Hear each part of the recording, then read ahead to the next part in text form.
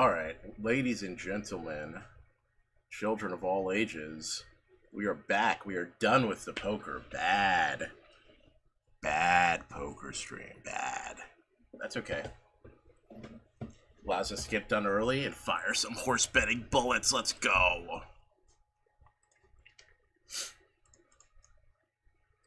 Let's go, is what I say. So, we have our program. We have our bullet available. Let me see if I can get the old video broken out.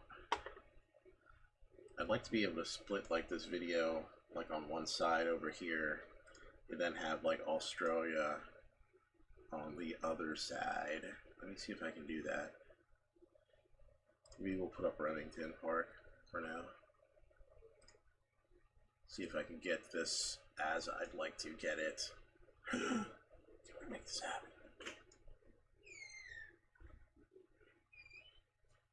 Let me see if that looks like okay. All right, look at that. Look at that. So we have two windows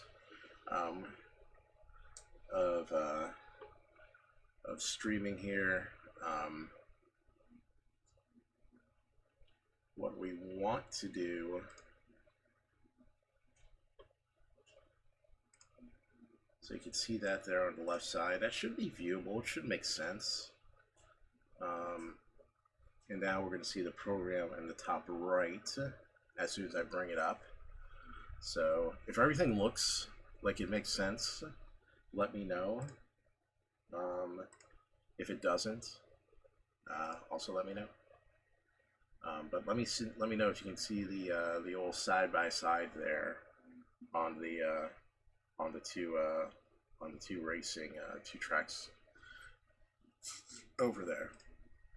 All right, so let's dive in. We got 3 minutes to handicap some Charlestown. Actually, very important here. Let's see who's been winning results. Let's see, the 673. Who's the 6? Really just looking for trainers. Javier Contreras. Okay. 823. Jody Cason. Alright. 621. Kevin Joy. Crystal Pickett. Okay. 296. Anthony Ferrier, Ronnie Brown.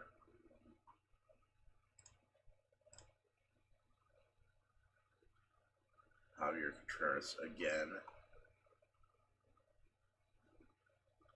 Alright. That's all we needed to know. No scratches here. It is a maiden, 4.5 maiden race. It's like the standard at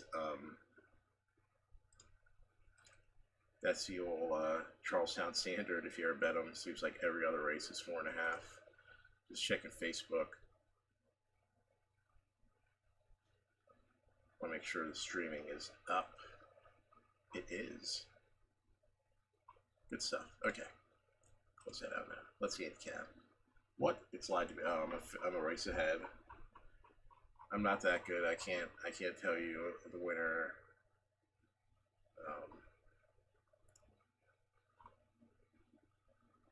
I should be able to like maybe tell you the winner of the next race if I was looking at it. All right, here we go. 4.5 for our West Virginia bred maidens. Let's see. All right. I'm betting TWINSPIRES, especially since I was going to bet Charlestown tonight, because I like the Brisnet-based programs they have for free if you're betting them available. Because I'd love to see these crazy stats. Love to see them. I like this comment. Breeding suits today's distance. This horse is fucking bred to go 4.5.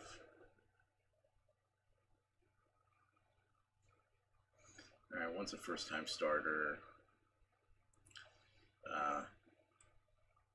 Trainer doesn't win with maidens very often. Alright, the 2 gets blinkers on today. Hasn't shown a ton. Showed some speed. 2 back.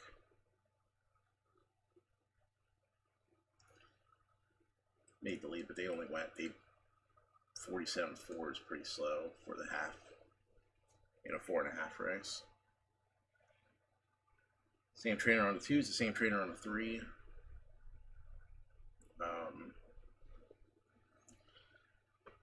0 for 26 on main specials.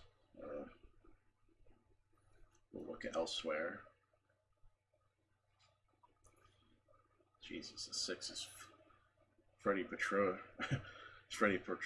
is 4 pounds overweight on this 4 horse. I mean, on this 6 horse.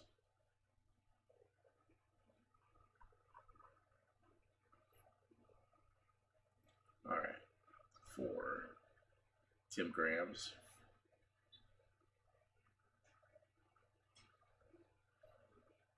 Bred by Tim Grams.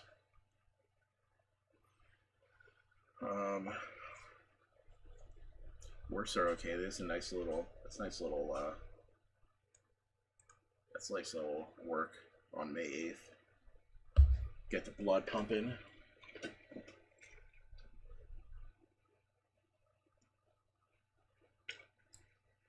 Definitely one to consider. All right, 5 horse. Went to the lead last time. Again, it was slow when it was in a maiden $5,000 maiden claiming. Returns to the maiden special. Very interesting. 6-year-old maiden.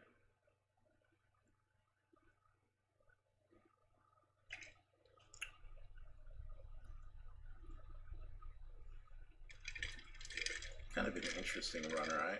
I usually like that angle of the kind of jump in class from the maiden claimer back to the maiden special, especially to kind of snag a price. We'll leave in consideration for the exotics. All right, 6, first time starter.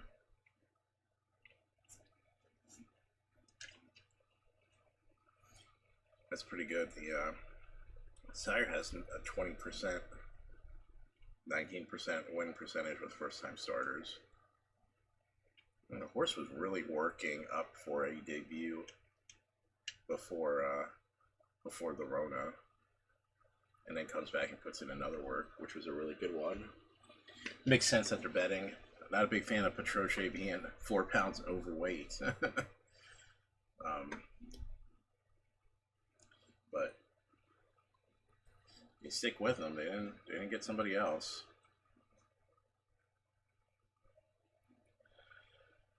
All right, 7. Wesley Ho was putting in some good efforts in the maiden specials before the layoff. Showed good effort from the 7 hole. Came back in his next start. Was in the 6 path on the turn. That's not good. Before flattening out. Last race was carried out. It's a couple bad breaks here. The horse would have all reason to improve.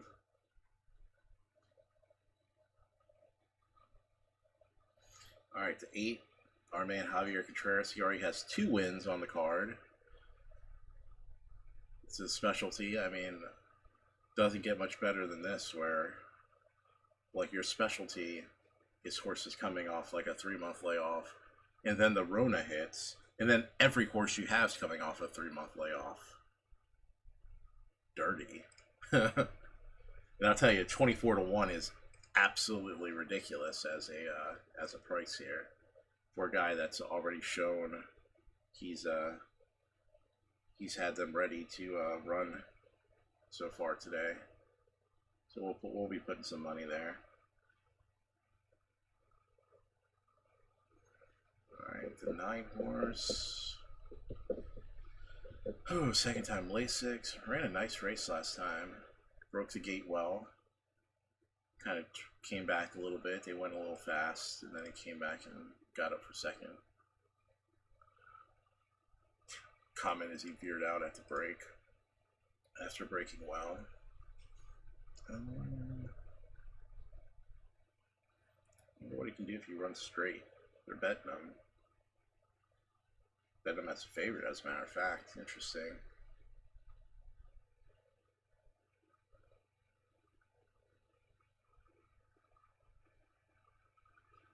Alright, it's a 10. What do we see with a 10 here? He's gonna need to have a lot of help from out there. He does have first time Lasix, though. It'll be a tough one to get there from out there, though. So what do we know? The 9 can do all right. If he can straighten out, he'll be even more of a possibility. 8 trainer wise, I mean, it makes all the sense in the world to make sure to play the 8. So him being in overlay is just weird. And I mean, he gets the old apprentice 5 pounds. It's very good. Definitely like the 8. 7's liable to improve. I mean, he's had a pair of just bad, kind of bad breaks in his last 2, being so wide. 6, I think, is overbet. They like him. Makes sense as a first-time starter, but it seems a touch overbet here. 5, maybe a 3rd place push.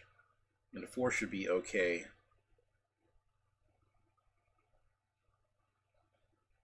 And a 4 should be okay with Tim Graham, so let's see if we can come up with something sensible. Put up the bet pad here.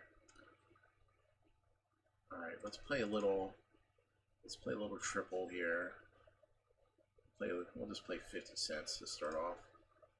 Play 9 with the 8. 9 with the 7, 8 with the 4, 5, 7, 8. Submit, and we get no bets in. We're assholes. We're just assholes. Fuck our existence. We're terrible. We get no bets in. We're lollygagging.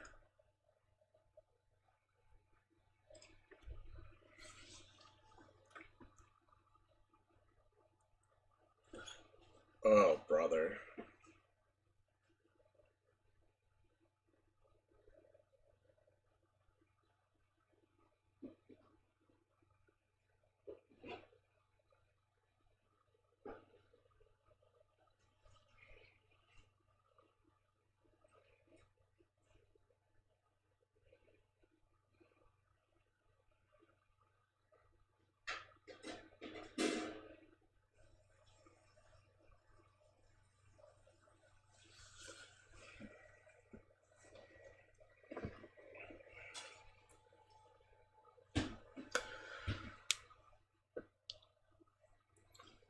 Alright, we saved money. That's good.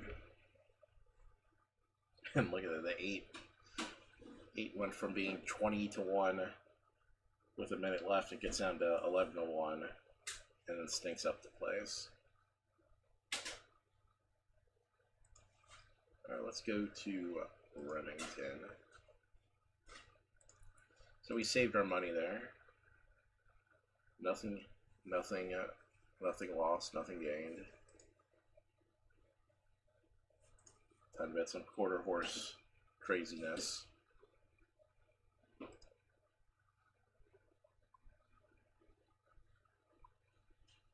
Time to bet some quarter horse craziness. If you're commenting on Facebook, I can't really see it, unfortunately. Alan, unfortunately, no, I did not. For some reason, the stream, it shows comments from Twitch, shows comments from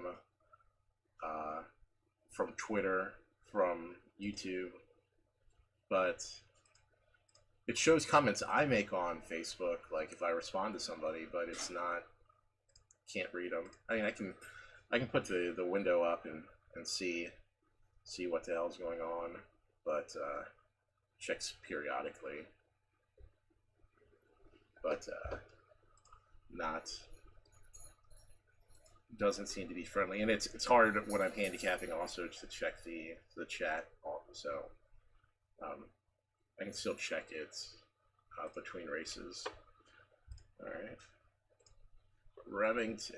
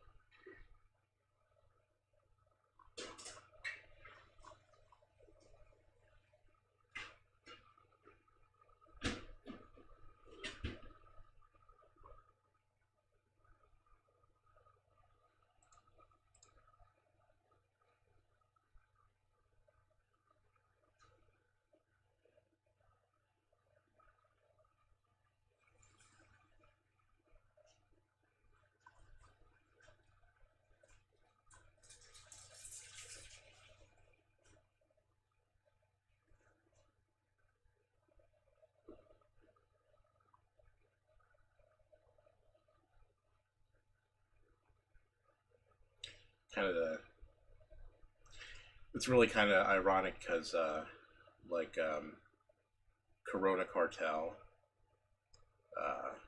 is like one of the is like a top sire in quarter horses, so there's a ton of horses that have Corona in their name. Ton of horses, like the 7 has Corona, so 5 has Corona. It's just really funny. It's kind of ironic there.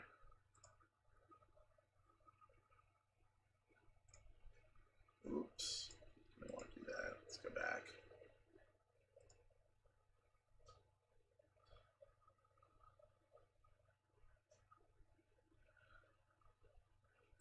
Probably need to get a third monitor set up just to like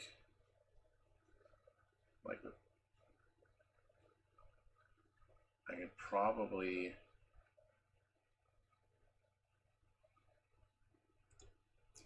find a way to have it captured in the window, because I have some space on the screen. Let's move this down here.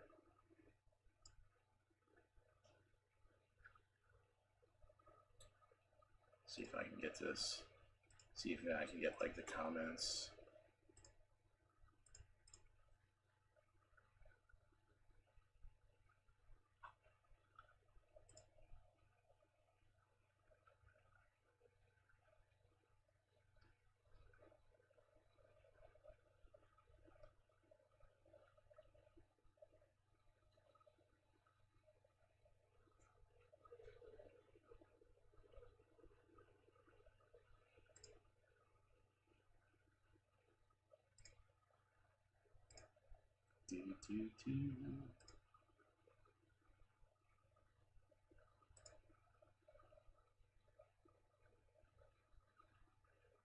Yeah.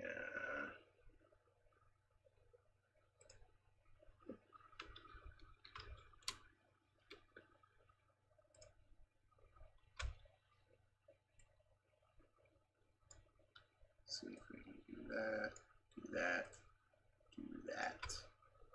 I don't think this is going to work, but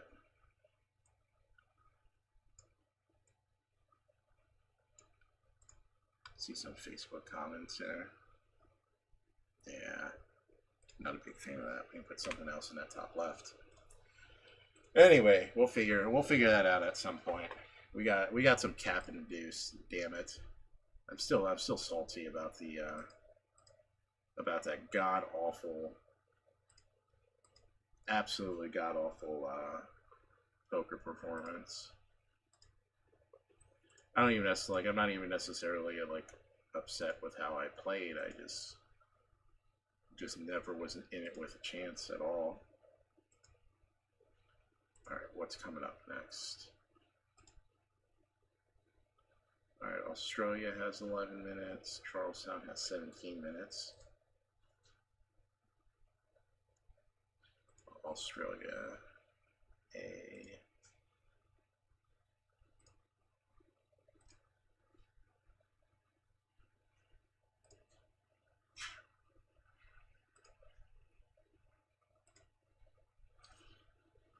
All right, well, let's see. Let's change this to Australia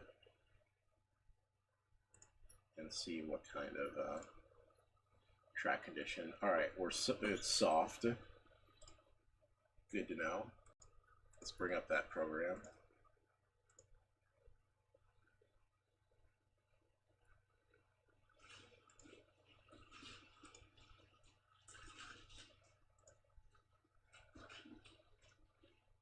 I know what you're all thinking. It's like, man, you know what I'm ready for? To see some bets be put in, and to see some yelling and winning. And I agree wholeheartedly. Let's make that happen. Let's make that happen. Maiden race, we're going 6.5 furlongs at Geelong. Soft going. One horse is coming off back-to-back second place finishes. From far back, not super far back. Second to last, so 2 decent efforts. It has to come from the 9-hole though. 3 scratches, so 3, 5, and 7 are scratched, so it's only an 8-horse race now. Has never run on the soft going. Should be okay on it. Breeding's not too bad. We'll come back. We'll see what the rest of the field has to offer. 2-horse.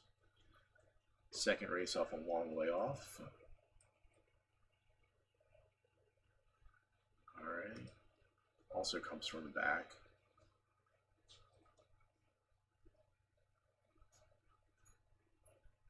Sire, Helmet's a good precocious sire. So he sires types that are usually pretty good in their 2-year-old and 3-year-old season. Right now they're not betting the 2, and the price seems appropriate for possibly betting. So we'll come back to him. 23 to 1 seems long. Fair odds would probably be more in the range of like 10 to 1. So 20 to 1's a nice overlay, but we'll come back to that. There's still 7 minutes out, so the betting can change. 3 scratched. 4, don't question me. Another one. This horse was sitting last in his last race with a bad post at 67 to 1. Came up and ran second.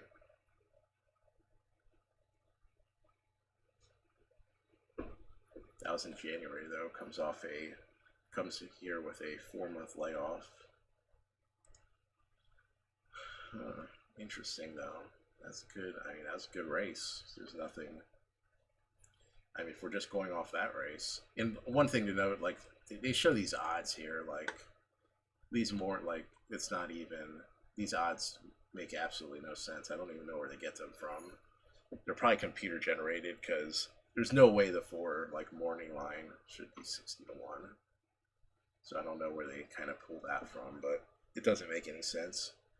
5 scratched, 6 horse. Second off a layoff. It was about a year-long layoff. Ran third. Interesting to know about this horse. Like they bet him a little bit, even though he showed absolutely nothing. So someone was touting. He ran third. It was an even race.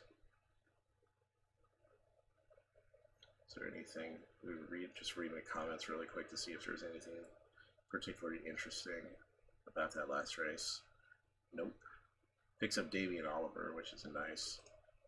He's a solid rider, solid trainer. I mean, these connections make sense. I mean, these connections are really good. So,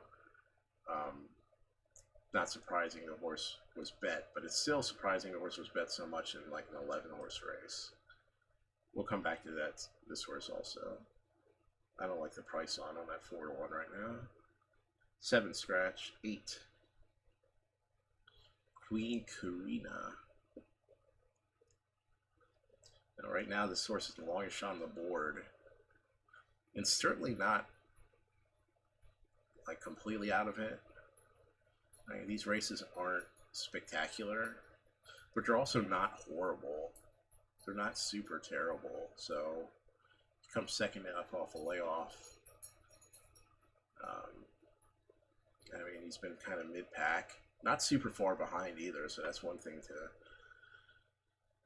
to be on the lookout for. I mean, he's been in big fields and kind of just mid-pack.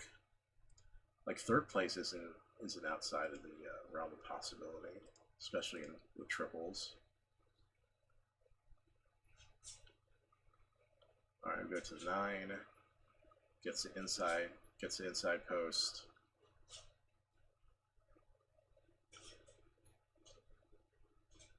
He's coming off a quick turnaround, 11 days. That's not a super quick turnaround, but it's still reasonably quick. Last runner came from the wide gate last time.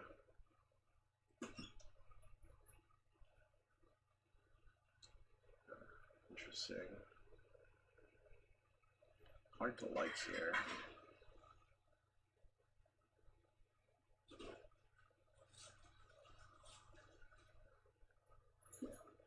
Hard to like, but wouldn't be a super big surprise to see the 9 show up. But I'll probably have to toss him.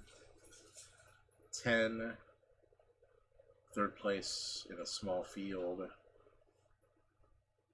on the this is on a all-weather track instead of the actual turf. Nothing to go off of. 11's a heavy favorite right now. I mean, he's 4 for 4 in the money, so that makes sense. Mellum rode him here, ran third, left well, ran third. Here, sat back, ran third. Here, left well, ran second.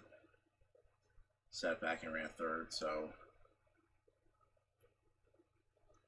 has been like nothing about the 11 says, hey, I'm an easy winner. He looks okay. He looks competitive, and he looks like a worthwhile choice to be in the money, but I'm not sold. Not sold at all. All right, let's recap. 1 horse. Who's going to like line up maybe first or second here? Because there's a lot of horses that are going to be taking back. So the 1, 2, and 4 all come from pretty far back. The 6 has shown some speed. Will probably need to improve, and it's probably the reason again the 6 is getting bet, because it's the only horse that's shown any semblance of speed really in this race.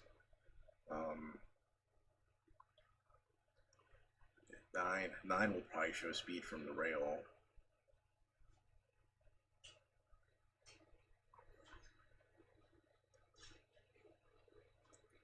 Depending on how the track's running, the 6 and 9, if they can kind of get it for themselves, they may. 11 will probably have something to say about it. You know,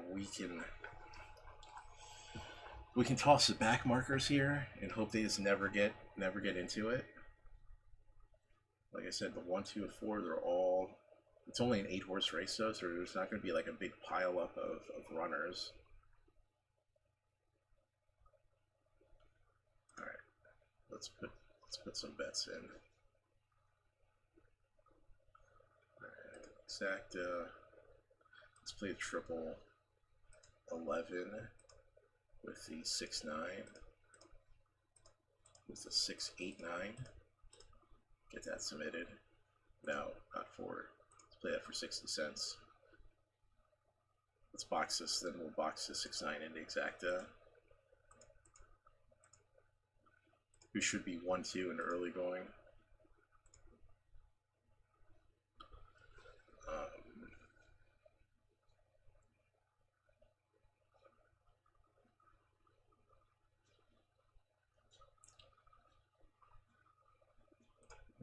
Makes sense. Let's try something in case this front end collapses. We'll play a 4 with a 1-2.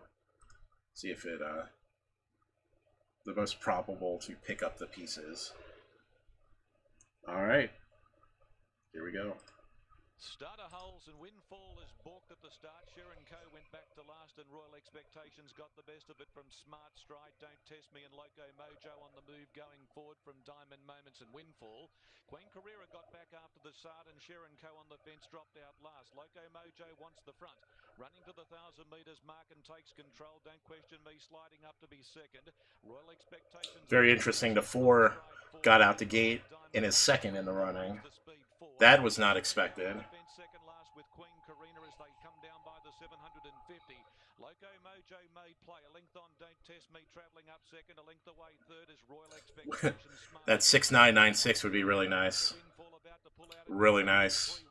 On the fence, Diamond Moments, Queen Carina, and last of all is Sharon Co, but only about 5 lengths away from Loco Mojo, who comes to the bend first. A length in front of Don't Test Me going after it, and Windfall moving up 3 wide. Don't Test Me drop the bit there as Windfall quickly moves up and tackles the leader and storms to the front.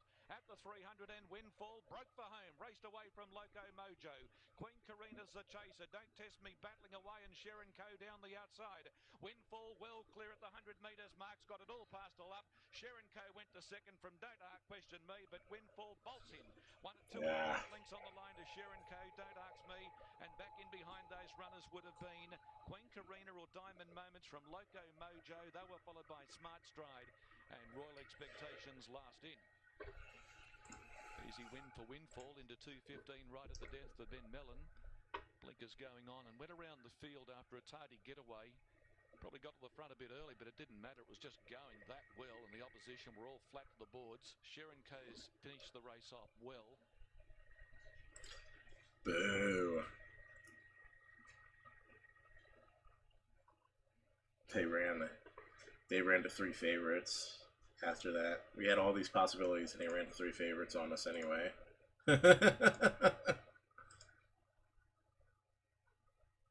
Alright.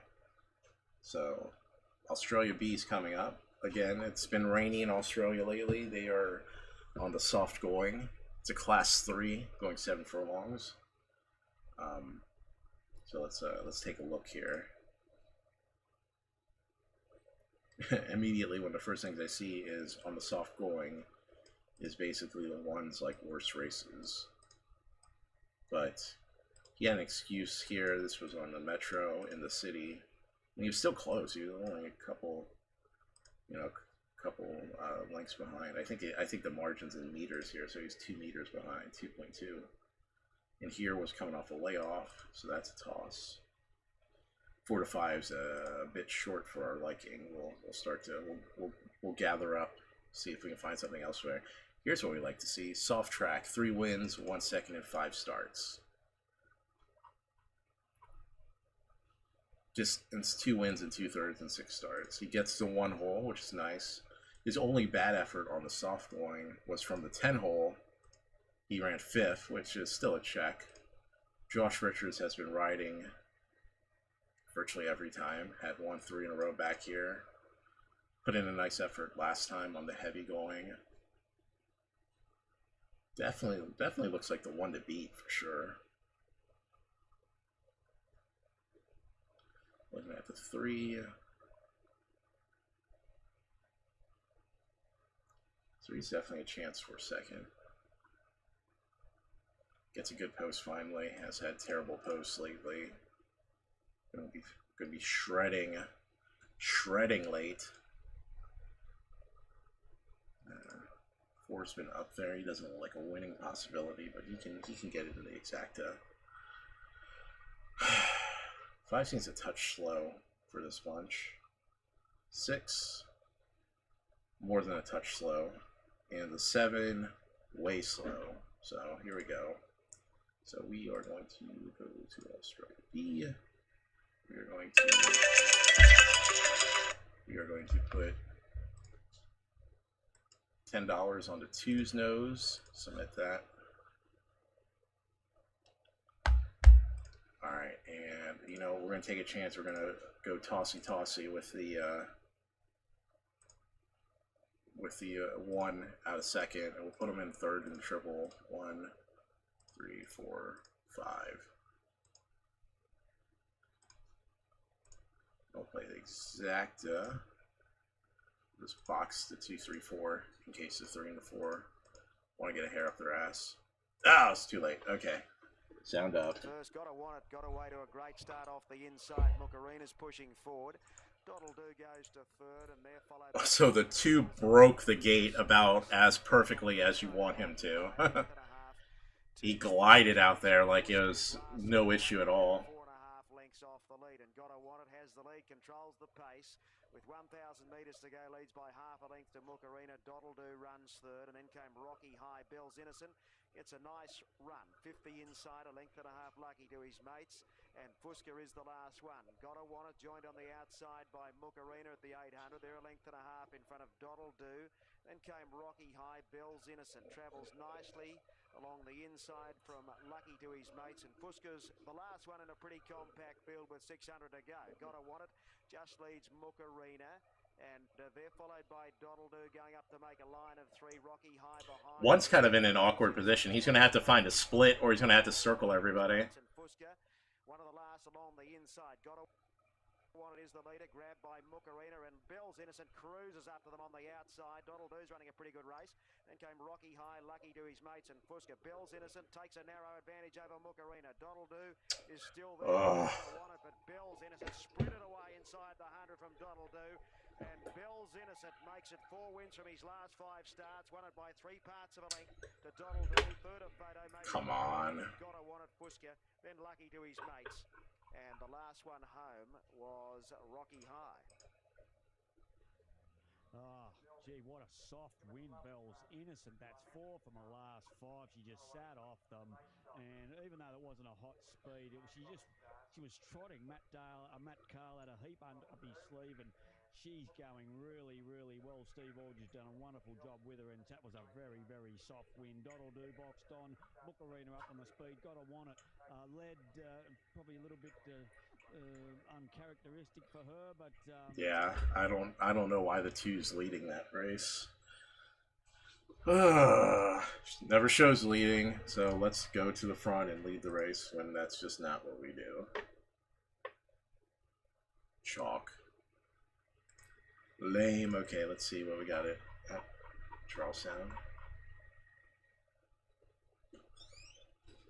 6.5. 15 claimer.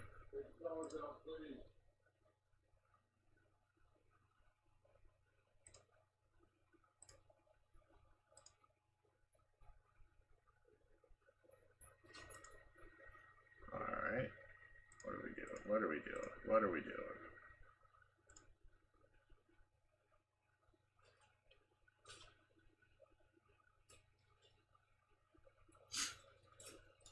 That's why it's important to have this Brisnet program. So the trainer change on this horse, and this trainer's like 0 for his existence on everything, and he's 3-2. So what? I mean, you know, toss, quick toss. We're not even gonna look at him.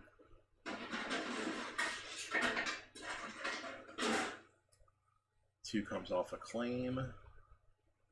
Trainer is 31% first off the claim. Interesting. 50-1. 50-1 here. Worth a go. Worth a go. We're already tossing the 1. We might as well put in the bomb squad here. 3. Again, Contreras already has 2 wins. Alright, 2, 3. Let's try to get something there. 4. First start with the trainer. Again. Interesting stuff here.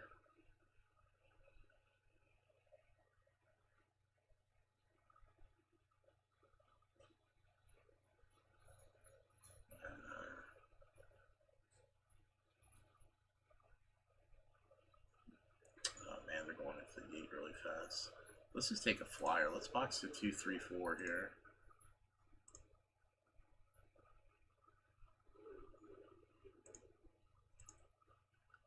Let's take a bombs away exacta box and try to get the 2, 3, and 4 in some combination.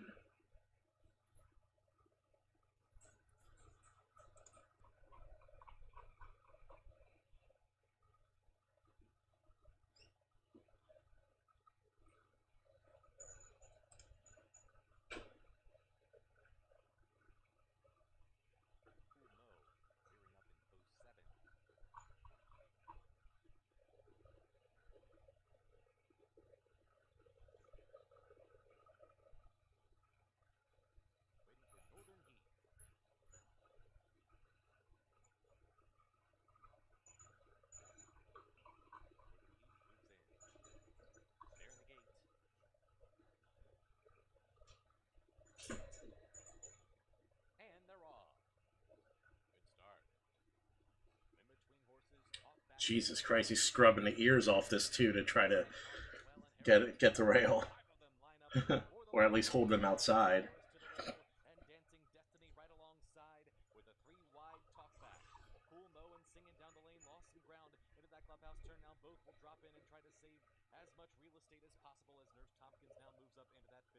Have the one check. Check. Get to the rail and have the one just check and just puke all over himself.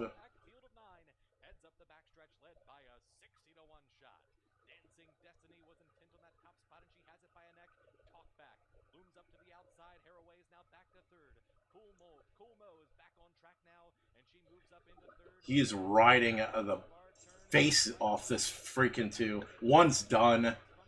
Come on, 2. Hold on for a second. No. Now we need a 3 to like migrate his. Yeah.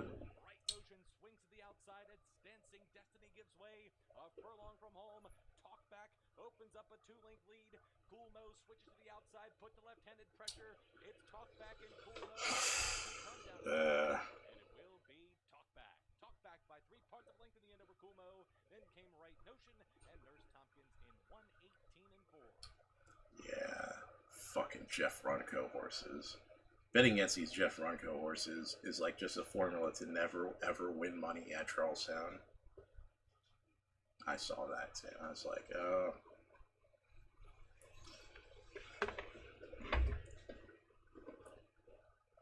Both of his runners run second and third. Of course, he can't.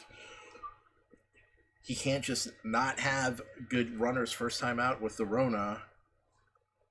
God forbid that happens. We'll have it run 4-3. Nope. Fucking Jeff Runco has him ready anyway.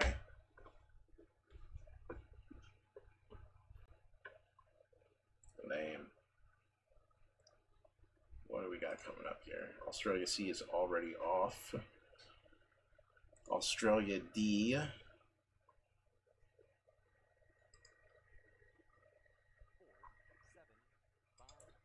Australia D is coming up in about 10 minutes. Lake 60 inside, followed then by Raji Mac, Halio Zay, Cecile is in a rearward position, and the 7 falls whip them in at the Wheatwood stand, still about 10 lengths off the speed, so 650 metres from the judge. And up front it's Venerina, underneath Glenn Collis, leading out by 3 parts over Love You Anytime, popping off the inside, Maricopa third, Toucan Sam is still fourth as the pace livens up. Then came Lazaro, Shimmer Lake goes forward there in the centre, followed by Raji Mac, Halio Zay, Cecile, and the 7 falls is back last of all, coming down past the 350. The leader was Vitorina, extends the margin now, skipped away by 2 on Love You Anytime. Toucan Sam's down the outside, Maricopa pops into the clear, one off the fence, it's a big thread. Toucan Sam, Maricopa share the front now together. Toucan Sam, Maricopa the inside, Toucan Sam the outside. Maricopa defeats home Toucan Sam. Ram. Vinarina will be third, I would suggest, in advance over Love You Anytime. Then Shimmer Lake, Raji Mac, well back in the field, Haley Ozay, and then came there at the head of the rest there when they pulled up was Seven Falls and also Lazaro in rearward position.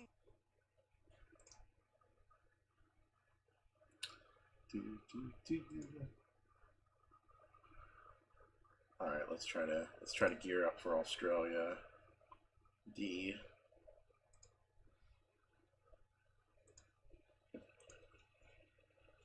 Minus 28 at the moment. Props to the two for giving us like the trying to give us every bit of effort at 60-1 in that race at Charlestown.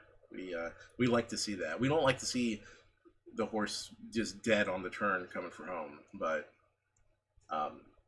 props to him. He knew he was better than that dude he won. Who, like I said, that was sometimes one of the best things you can do is spot something like that where they're betting a horse as a favorite, and he just has no chance basically. In short, I mean the trainer just hasn't done shit. So that was a quick toss. But yeah, that's a big super there for the $1.547. Oh man. All right, back on it. Let's get the ball rolling here at Australia D. Here we go. Maiden race, 5 furlongs, 5 scratched. Good track. All right. 1 second up off a layoff. Outside post.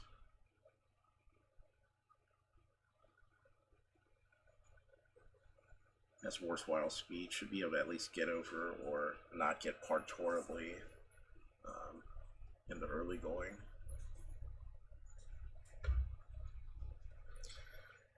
All right, 2 horse. First time starter, has a couple trials. The trials are okay. Good rider, good trainer. Let's see something here. Let me see if they're betting the horse on the Australia markets. Scone.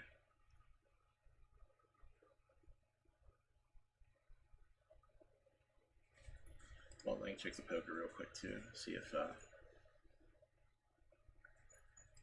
if any notables are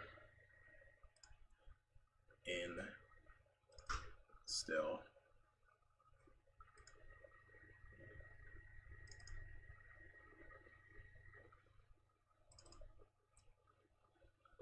See what player lists. Oh, Bud and Dan are still in it. Still in it.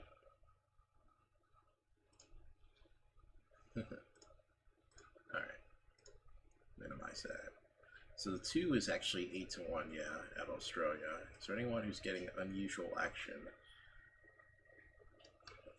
Looks like all their betting's the 3 and the 6. So that is all they want here, the 3 and the 6. Interesting, the 3's a first time starter.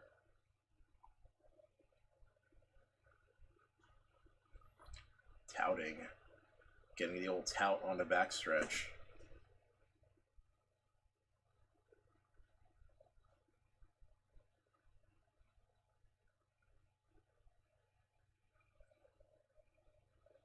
Interesting. I mean, do they think he's just going to be? I mean, this is huge betting for a first-time starter. Like, especially one that's not. Like, I mean, especially for one that's not from like a stable like Godolphin or something else. Really interesting, surprising, honestly. We'll come back to that. All right, 4 horse first race off. Layoff was on the soft going. Led the field. Just nipped at the end. Like the horse didn't like stop dead. It just.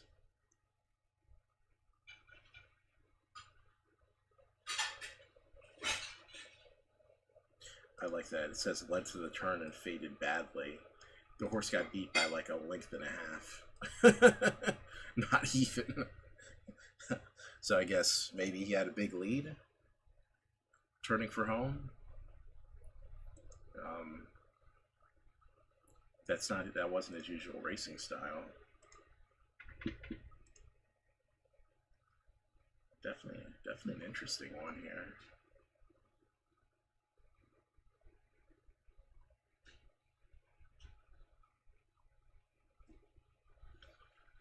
All right, the 6, the other Chris Lee's runner. So one thing that should be noted is the 2, Samantha Clinton, trialed the 2 and trialed the 6. Both are Chris Lee's runners, and presumably took the 2. So it makes it weird that the 6 would be the one getting bet. I'd be more apt to bet the 2. And that's what we're going to do. You know, a poet and didn't even know it.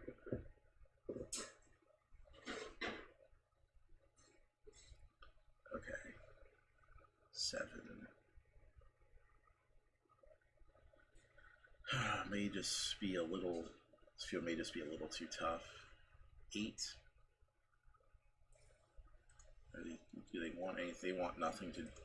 The market says the 8 is not ready today. 9, coming off a long layoff. Nice little trial. Top trainer, top rider. Inside posts. Layoff is iffy, but the trial's good, so it's definitely worth a go. 9 can get there. We'll pass on 10. We'll pass on the 11.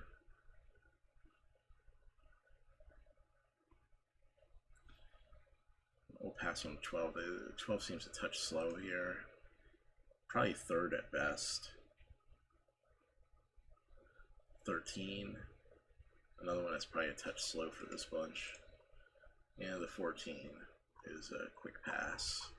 All right, so we like the 9. We like the 4, 2, and 9 here.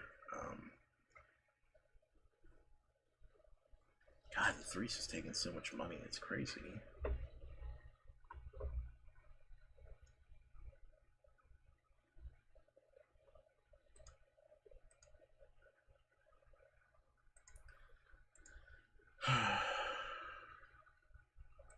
We'll play an exacta. $2 exacta 4 with the 1, 2, 9. Actually, we'll play a $1 exacta 4 with the 1, 2, 3, 6, 9. Then we'll play a second exacta 4 with the 1, 2, 9. Then we'll play an exacta part where we're going to play 2, 9 with the 1, 2, 9. Get that bet in. And probably going to play some sort of super with the 3 up top. Not a fan, but we'll 3 with the 2, 4, 9. With the 1, 2, 4, 6, 9.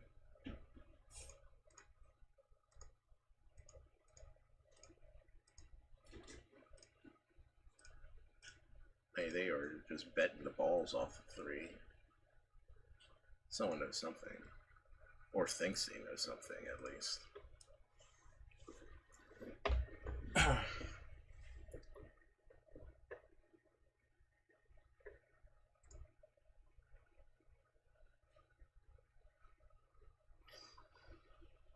Let's see if there's any action. Look at this. I think there's some action on this 9. Look at this 9 horse. 12-1 in the win pool. Maybe like 7th favorite, 3rd favorite in the place pool, 3rd favorite in the show pool. That is quite interesting. And look at this. Look at the 3 has all this win money, but no place in show money. Really unusual. Really unusual. Like I said, they're in the Australia markets here. They are just. This is a heavy favorite in a field, you know, of whatever 13 runners. 2 to 1's really short here.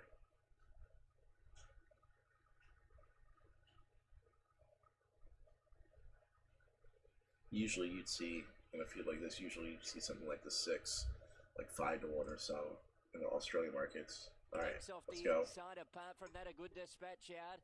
Always hot, our Fox lost and running going forward. Dollar Dream married to the mob, not far away with Del Toro. 2.5 lengths away to Dane Brook, Aquila Sky picking up on the rail. Then Scara Bay, followed in by Miss Aubrey. 4 lengths away, Chevelle Cat, and then followed Miss Efficiency and Candos Tiger. Up before the home corner at the 500. Married to the mobs going through on the inside of Always Hot to join it now in the lead. Lost and running went Bush at the corner. He's about 6-7 away from the inside. Aquila Sky running on. Del Toro getting to the split at the 250 metres mark. Despite being deep, Lost and running struck the front from Married to the Mob. Then followed by Del Toro. Out wider, Dane Brook runs on late, but Lost and running got away here. 100 metres left to run. 3-4 clear. Penza has a good look around. It's all over the first. Lost and running won it. Good grief. Dane Brook got up for second late from Del Toro, Married to the Mob. Then our Fox next in was Chevelle Cat. Behind those, Miss Efficiency, Miss Aubrey. Then followed Candos Tiger, Scara Bray, Dollar Dream, Aquila Sky, and Always Hot.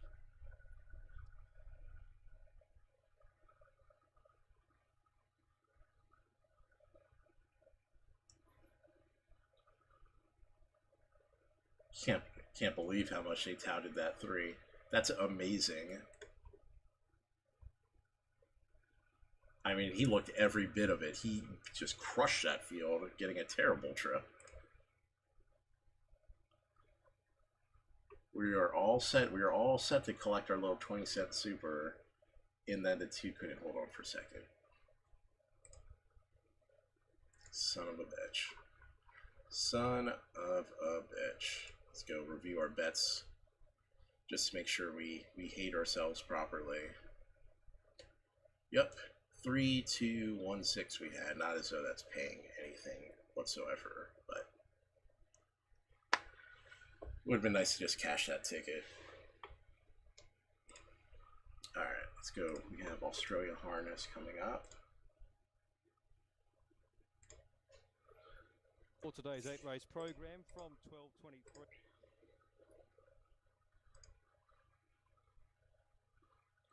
We don't have free handicapping information for this track. Maybe ExpressBet does.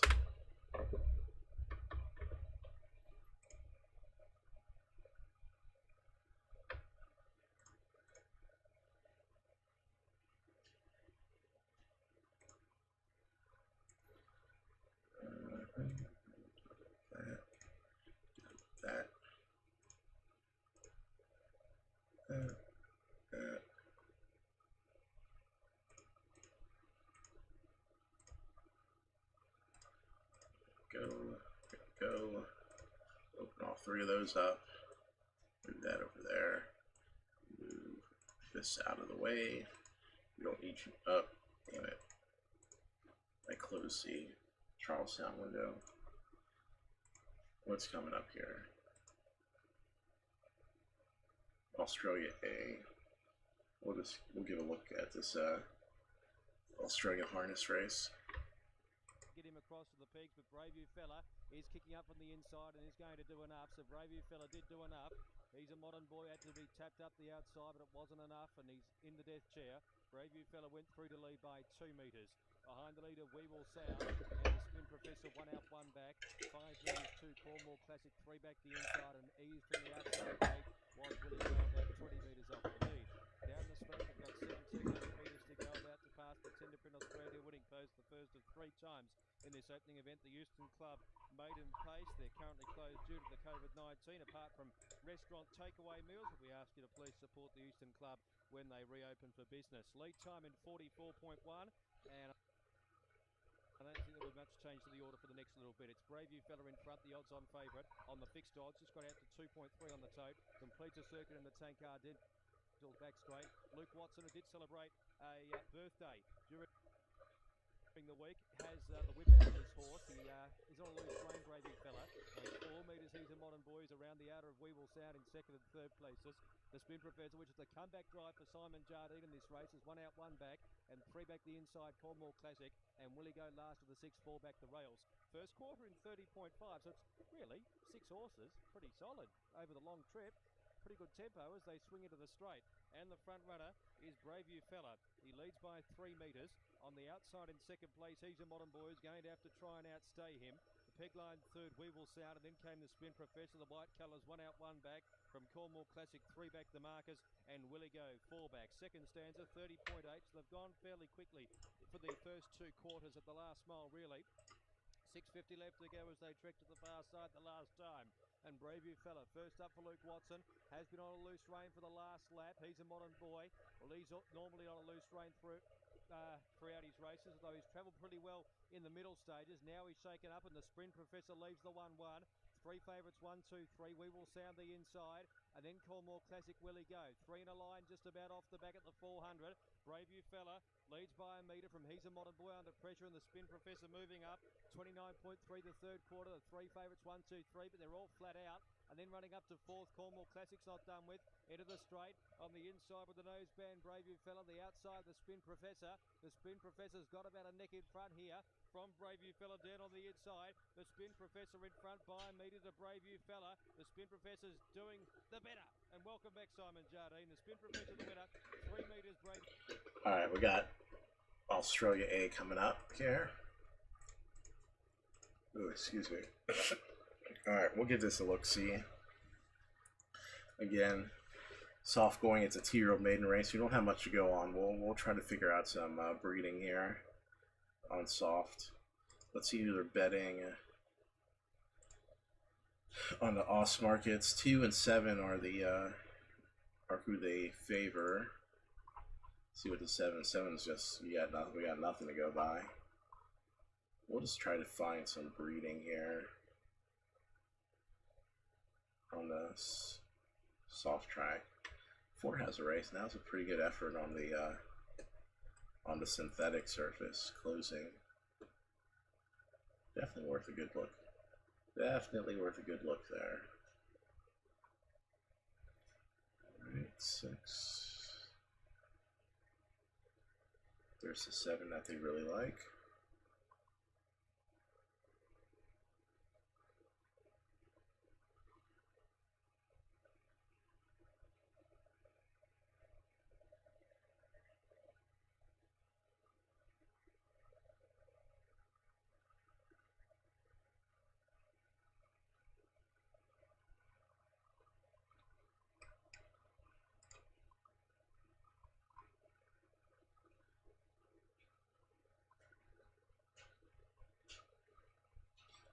I like the 9-12's breeding for racing on the soft track, but deep outside posts are going to be tough.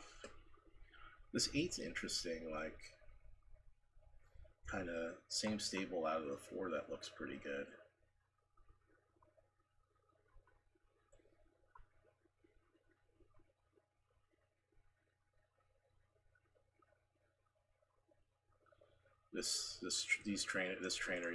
This training team, you can never count out of races, especially young maiden fields. They come up out of nowhere to have the goods.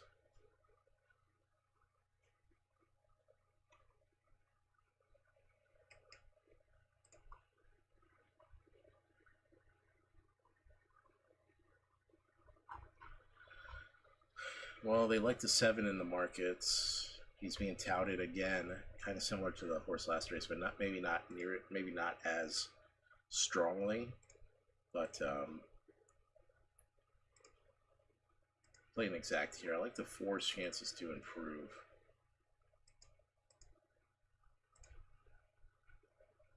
Going from the synthetic track to the turf. 4, 1, 7, 8, 9, 12.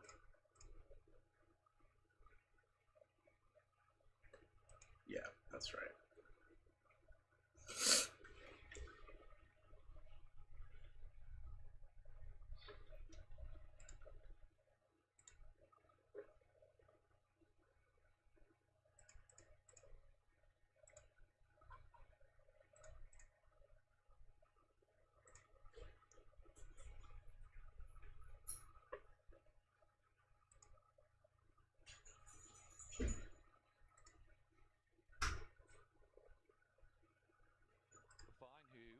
Like a horse that's going to need more time and a lot more ground. I couldn't get this Yulong Status is in the very clear. My trial mate here rode him much, so I was happy to go around him. Efflorescence I found a little bit hard to really know and really tell from his jump outs. And as I mentioned, restarted his 2 jump outs. First one slow time, second one smart time, and he just looks a good mover. Anyway, we're close to a jump. Insaf, who's had plenty of jump outs, waiting on Horrifying, who's got the lead rein on him now to move in. Crosshaven to come forward, nice type. His jump out, he had one, that was the Island Joy jump out. It'll be winning a race shortly, it might be tonight. And it was 3rd and 4th, niggled home in 49.07, went fair. He is a nice type, he presented very well from the Lindsay Park team, but restarted. I was very impressed with his demeanour going to the start. He really was nice and relaxed and did everything right. Start of Exosphere. Now, Horrifying has moved in and filled the gate. We're very close to a jump. Race number 2 on the program. Waiting on Super Yulong, Big Chestnut, and the other bloke, Yulong Status. A completely different type. So Horrifying's moved in. He was totally beaten for speed in his jump out. It'd be a surprise if he could win, you'd think, off that jump out. Now here's Crosshaven to move in, Nolan riding. And Super Yulong, an impressive type, about to move forward. Point, counterpoint. So at Charlestown, we have the same trainer on the 4 who trained that one who looked absolutely fucking terrible. The one horse left the gate and couldn't out hustle the 60-to-1 shot who he liked in that last race, and he's even odds. He's like a mega toss, so we're gonna put some money in here as we're watching the Australia race. But yeah, this 4 is just completely getting tossed out here. Now here comes point counterpoint up to the barrier, and we're nearly set. Windfall bolted in the first and heavily backed, and they're all set now. Efflorescence has been standing in there for some time, was the second horse to go into the gate. Looked well as he went down to the barrier. They're off, and restarted, jumped about 4th or 5th. Crosshaven won the break, restarted, heads it and goes to the front. Horrifying showing speed, wide out on the track, going fast as Vespertine. As the favourite leads, they were followed by Zalmation, Insaf wide out on the track. Then behind those Super Yulong Status outside of it. Efflorescence went back in the field, so too did I Love This Hippie, and at the tail is Point Counterpoint. Restarted getting an easy lead past the 800 metres, Mark 1 in front. Moving to second is Vespertine, a length away running third, Insaf wide out from Crosshaven. Zalmation 5th, 2 to Horrifying, then came Yulong Status, Super Yulong behind those from Point Counterpoint, I Love This Hippie. And Efflorescence, if it's any good, is going to have to put in a big performance from there. It's last on the fence. Restarted jogging on the corner. At the 400 metres mark, led by a length and a half now, 2 in front. Crosshaven went to second as Williams pens the ears back and goes for home. Crosshaven's giving big pursuit on the outside and has moved up and has hit the front now. 2 lengths away in third position, battling away behind those runners then would have been Insaf. And further back in the field, making up some ground, is Vespertine, but it's going to be an easy win for Crosshaven. Stretches the neck and kills it. Went home 1 or 2 and a half to restart at Vespertine. Behind those Efflorescence who made big ground late. I mean, honestly, like, what's the definition of just like a fucking idiot? When you have the only piece of information you have is the trainer, no one else has past performances.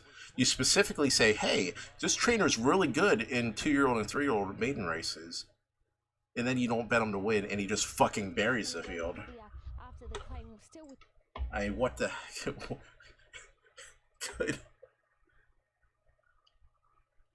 Could we show ourselves to be any more useless than that? It's tough. It's a tough one. All right, but we're remember we're kind of giddy about this Charlestown race because the 4 looks like poo, and the trainer's terrible. His last horse he sent out just shouldn't have even bothered.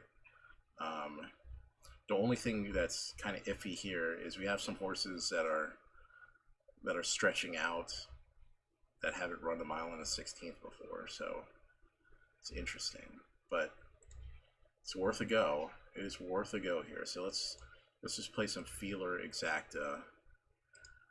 8 should be good stretching out. 10's already gone this distance, so no problems there. Gotta put in Ronco. Like I said, this first one is specifically kind of the. Oh, come on! What are we doing here? All right, so Charlestown decided their video is just going to go kaput on us.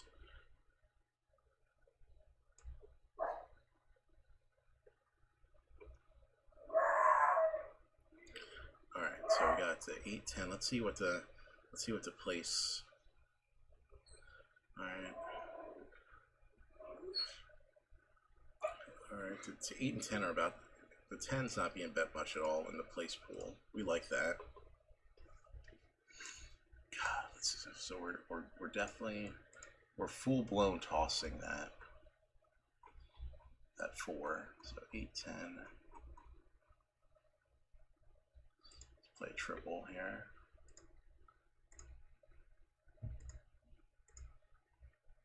We like the 8 and the 10 here. 8-10.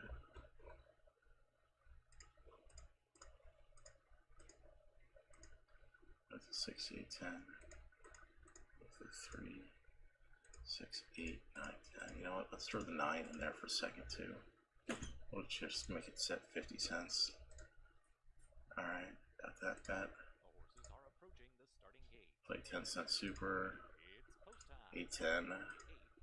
6, 8, 9, 10. Toss a bunch in here. 3, 5, 6, 8, 9, 10. And then 3, 5, 6, 8, 9, 10. Alright, how much money I got left? I got 20 bucks left.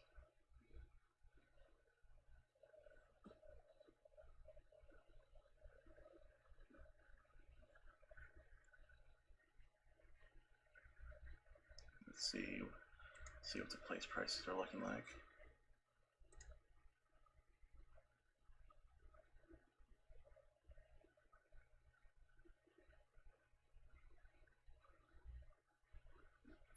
I don't think we have anything with the 6 on top.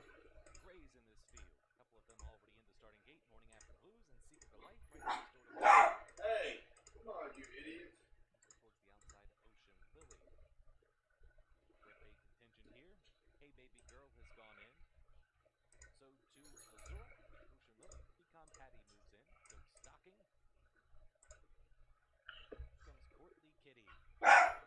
Hey, come on! This goddamn. Last one to load. Long Story Lucy. She goes in. They're in the gate. And they're off. Alright, let's need the 8 and the 10 here. Zora flashing her early speed, and Hey Baby Girl steps on the gas to turn up the pressure and take the lead as they head into the far turn. 8's going to settle into great position. This is good for us. The 9 left well too. We really like that. Secret Life, who saves ground at the rail in 4th, followed by Courtly Kitty. She too has made it down towards the inside from an outside draw. They're followed to the outside by Ocean Lily, who's tugging her way up to be a close 6th here with 1 lap to go. Their gap of 5 back to Pecan Patty. The 2 trailers are Morning After Blues and Long Story Lucy. 24. The fuck are they doing in this race?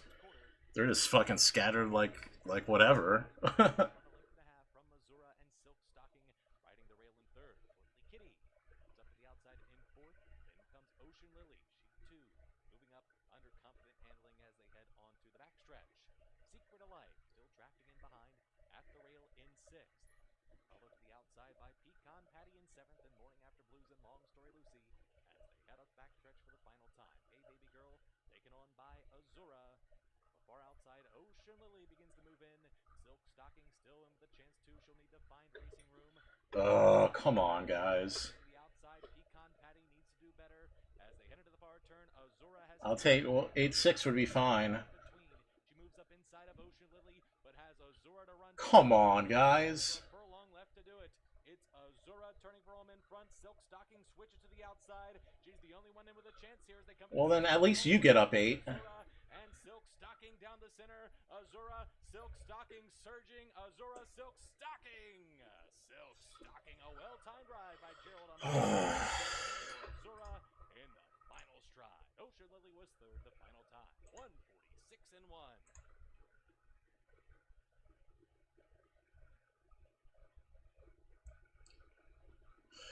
Puke.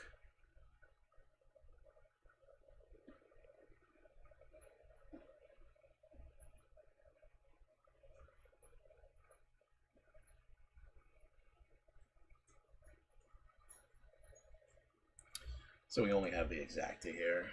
Ugh. Better than going mega over there. Oh, better than mega going mega over.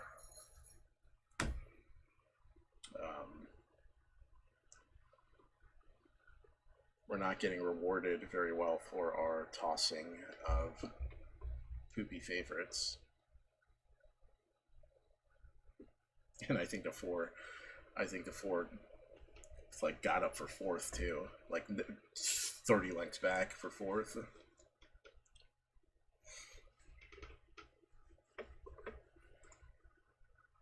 All right, our balance was dwindling, so we at least get the exacta with the 8 winning.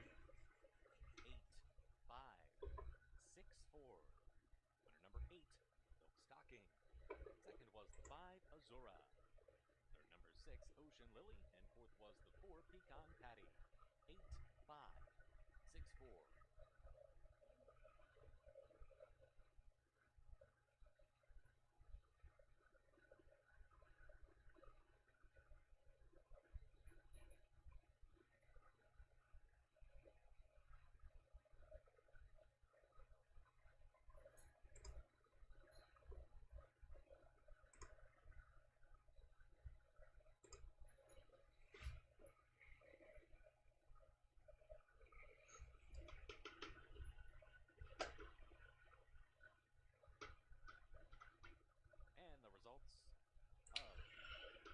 Oh, we got 33 bucks back. Adding a little bit. Hold on, let me put the thing up just a little bit. There we go.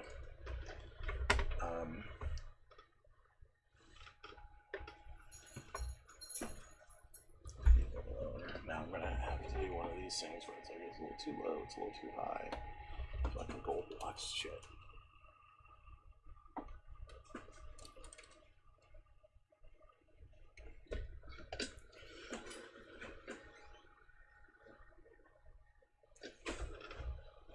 Okay, so we got the exact. We boosted the balance up to $50 now. Good for us. Keeps the horse betting stream from going down a little early. Yeah, actually, let's check out, see if Bud has 4 left. Bud's in there. Dan's chip leader. No big surprises there. Oh, man, that's definitely could have been on the 8-5 a little more. The choice was between the 5 and the 6, really, to play aggressively. Both had very similar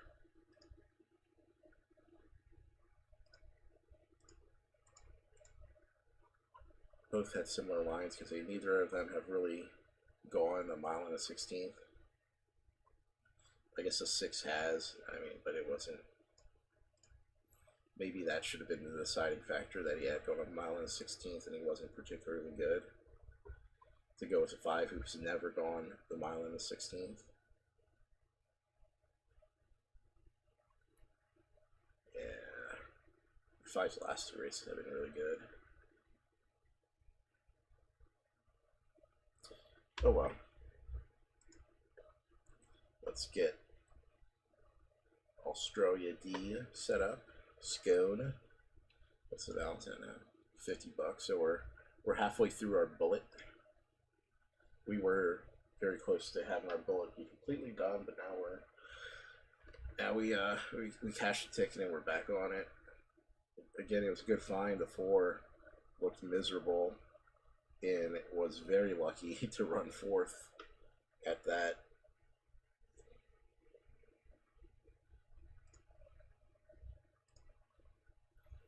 Right. 2D.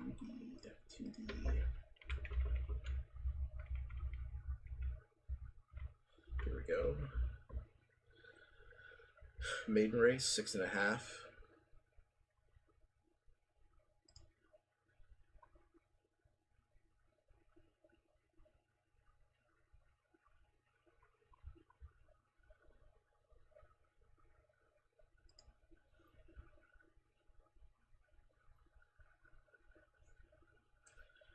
Alright, 1 for sub-starter. Nope.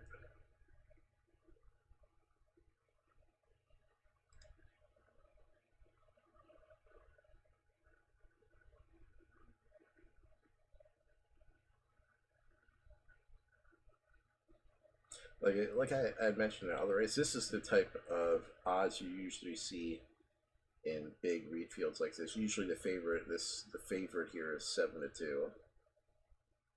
You know, usually your favorite's going to be extremely lukewarm in a bunch like this instead of a, you know, a heavy tout on, you know, on a field that has few horses with any racing lines.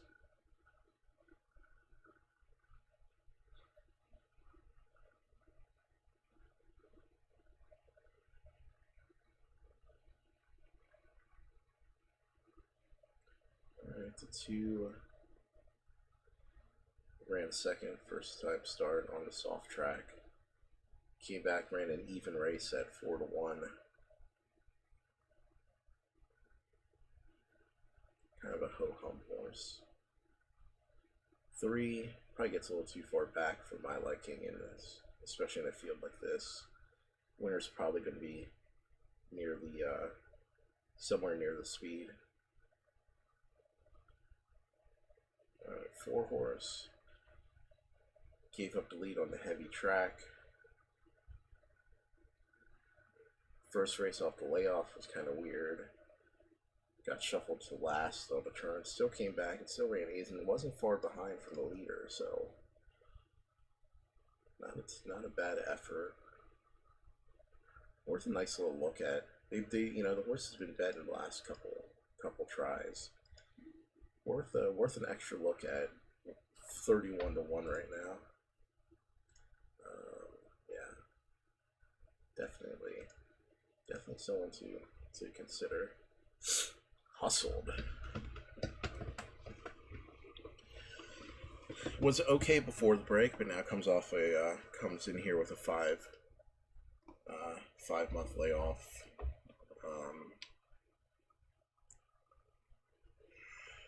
Oh, excuse me, 15 posts is really iffy. Really iffy.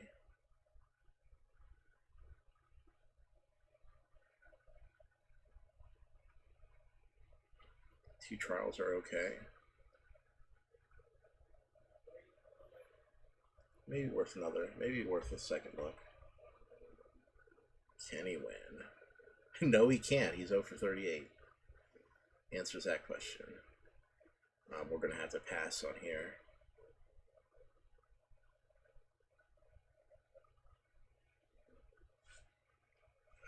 Seven horse.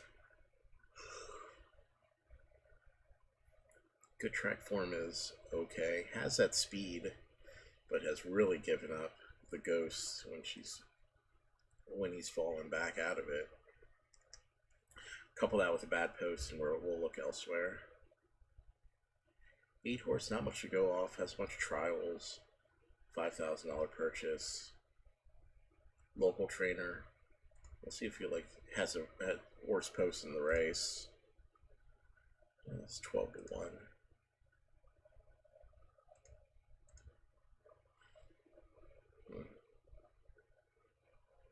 Interesting.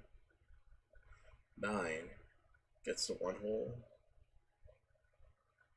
Began badly in that race back in March. I can't endorse, even with the 1 hole, can't endorse him. 10. First time starter, 1 hole, left okay, finished okay, ran 3rd. Same trainer as the first time starter, 8.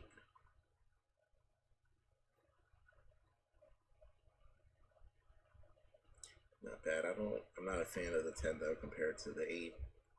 Definitely like the 8. Now that I've seen the 10 and Sam Clinton had trialed the horse a couple times there. 8 looks better after looking at the 10. 11, Mother's Day. Another okay race has okay races. These are all okay races. But nothing fantastic. Nothing that jumps out and says this horse should be a clear winner or a clear favorite. 12. Probably a touch slow for this bunch.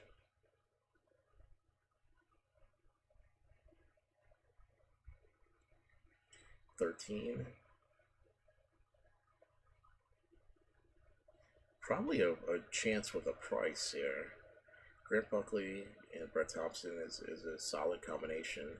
Horse looks pretty cheap, but that last race was competitive in a large field with the apprentice riding. Someone to keep in mind. Okay, alright, 14. Ran 2nd. He had the blinkers first time. Adds 5 pounds, which isn't good, but looked really good with the blinkers there. 10 post. Alright, we'll think about it. 16.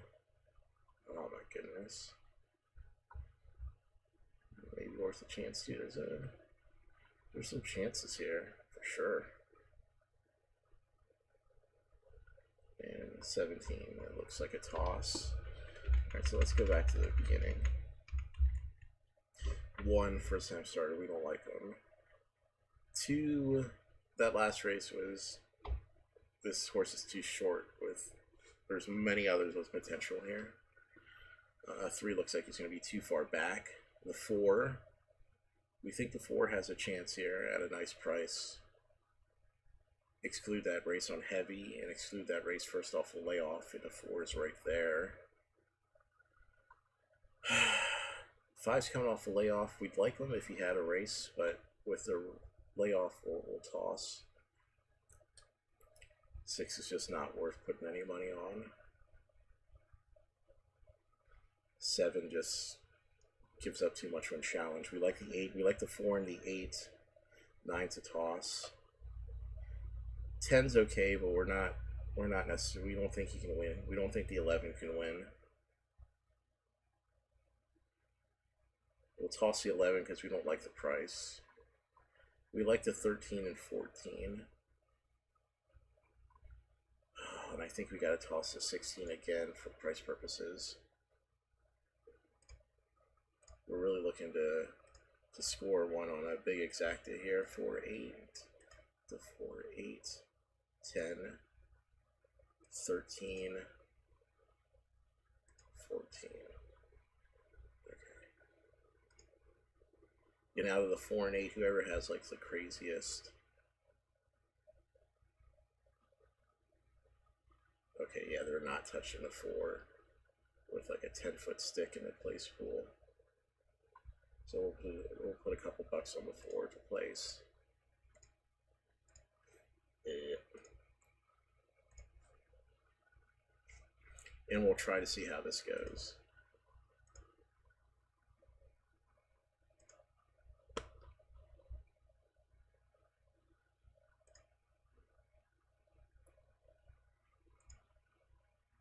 Loading the 8. Let's get the 4 home. What's the 4 look like?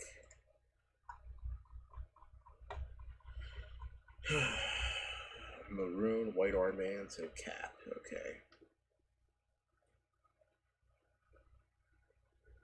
Princess in a yellow cap, Amelia Denby, and Kenny Wynn. Stacey Metcalf wears the championships colours, navy and gold. So last 2 coming up. She's Unusual taking its spot in the gates. Pure Fuego now loads. Just about ready to run. Second of the day. Gates are back and they're away. Pretty good dispatch away too. Highly decorated out deep on the track. Left well with Kenny Wynn showing speed on treat, and Mother's Day not far away. Neanderthals going forward out deeper on the course. Also looking for a spot as they settle down as Important Product, who's around 5th but deep. Then followed by She's Unusual. Rocky Cashel drifts back, and then followed... Alright, well, we're on the lead, man. We're on the lead. Princess is deep, then El Dane on the rail is Austin Murr. Hustles back third last and deep, and then followed... In the 4 suddenly 9-1. Get the fuck out of here, man.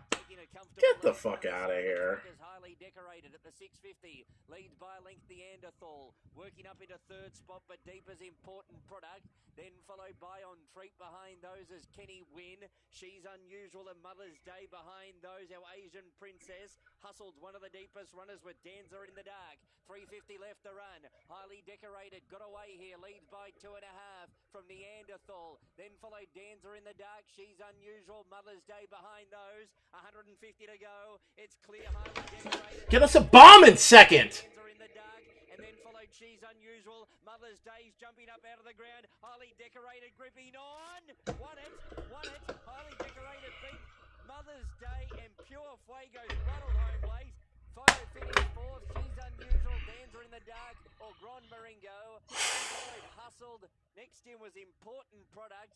Behind those Neanderthal, El Dane, Austin Murr. A fairway back riders in the stand with On Treat, our Asian Princess, Rocky Cashel and Kenny Wynn. Well, it's a long straight here at Toscone, particularly when you're out in front on your lonesome, but Tommy Sherry had plenty underneath him, and he pinched a break, and he had enough in hand to hold on over the fast finishing Mother's Day, who absolutely stormed home for Rod Northam and Christian Reith. And there was an eye-catcher, Pure Fuego, on debut. Has rattled into third spot. 4th will go the way of Danza in the dark. But highly decorated Gaz, he had enough in hand to claim race 2. Good job. Good job. We leave the 11 out because of the price. Ugh. And the 4, who's 20 and 30 to 1 all day long in betting, suddenly on the last click, suddenly up. He's 9 to 1. Oh my god. That sucks. Man, we got the place on the 4, but that sucks. Because the 8 was flying home. We certainly would have taken a 4-8, 8-4. Stupid 11 coming between them. All he does is do enough to get second all the time. Jerk. Alright, let's see if that same trainer is in this race again. We are looking for Michael Jones Jr., who has brought horses that have looked absolutely miserable bad so far. Not in this race. Lucky for the public. Pew worthy on that. Stupid 8 flying. Could have easily had some sort of 20-cent triple there too.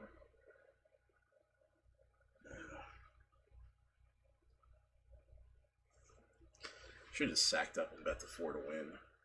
So terrible. Let the odds sway me. If he would have been like 15 to 1 or 12 to 1, you know, I thought 30 to 1 we'd be able to sneak some price value on him. I'm always just a bit hesitant.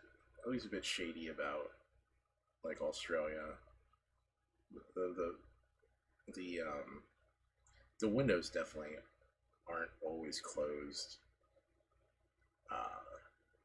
in a timely manner as they should be, because the 4 jumps the gate very well, I should say, and suddenly he goes from like a 20, 25 to 1, 20 to 1 chance, and then he's 9 to, and then he shows up at 9 to 1 off that click after he breaks well. Not as though he didn't, I mean, he was, if you look at the odds, he's like 12 to 1 in the, he's like this voice. It's a large range. He's like 7 to 1 to 12 to 1 in the Australia market, but just annoying.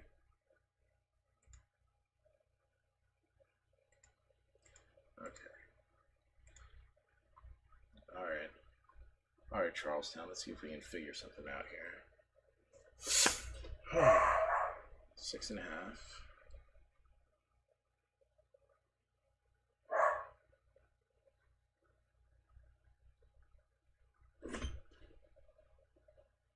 Stop.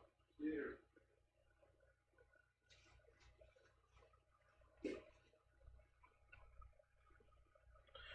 All right. 1.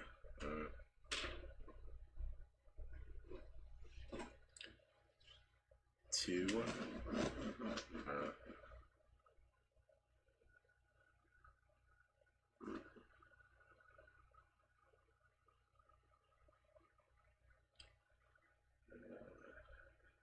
Well, if we're looking for the winner of the race, we're not going to go with the 3, who's being overbet right now. The 4 is a big 1 for 71. That's not good. Well, it's 6.5. Yeah. Although the 4's 1 lifetime win was at this distance.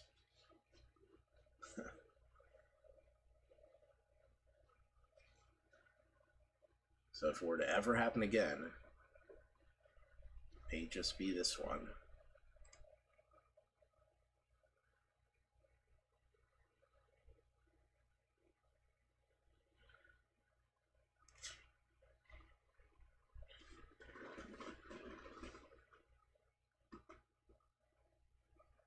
Five hasn't shown much lately. 6. Just broker his maiden.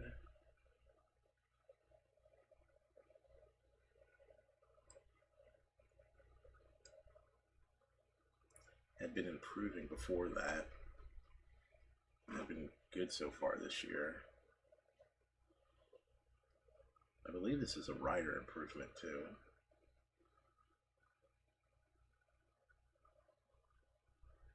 Definitely a possible improver again.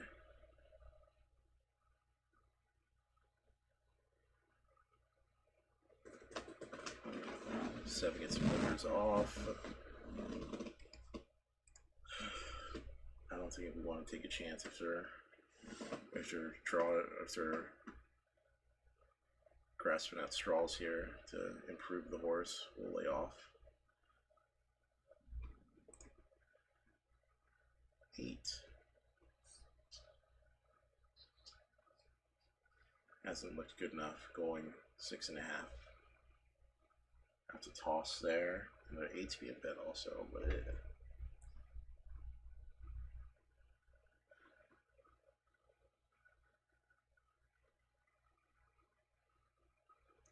9.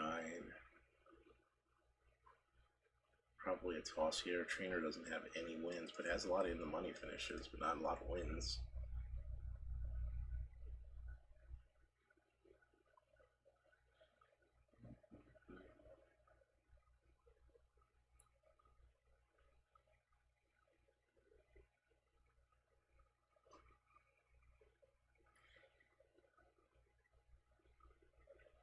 Ten is definitely worth a spot underneath.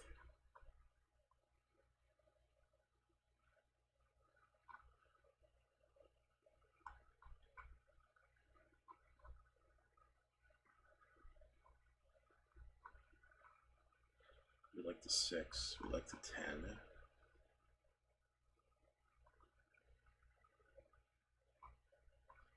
We like the 4 potentially as like some crazy, insane bomb that has no business doing anything.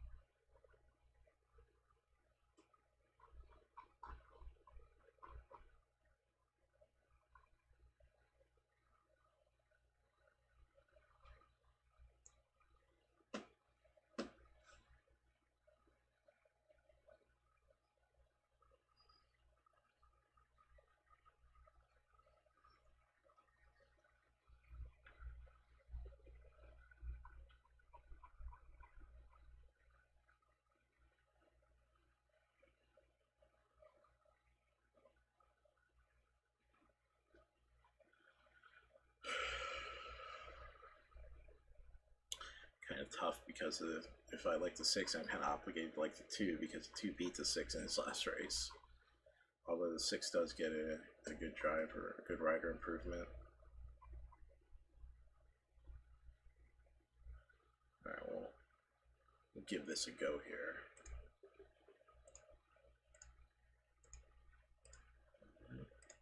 Charleston.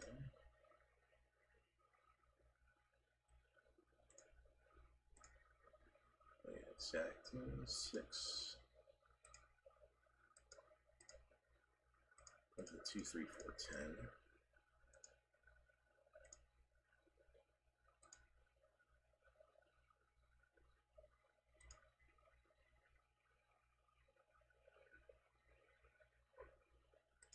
Oh yeah, the train run to 3 is pretty terrible. Let's run back and exact a box with our bomb 4. Oh man, that'd be nice if you can get in there. Get in there. Okay. Check out the place pool on the 6.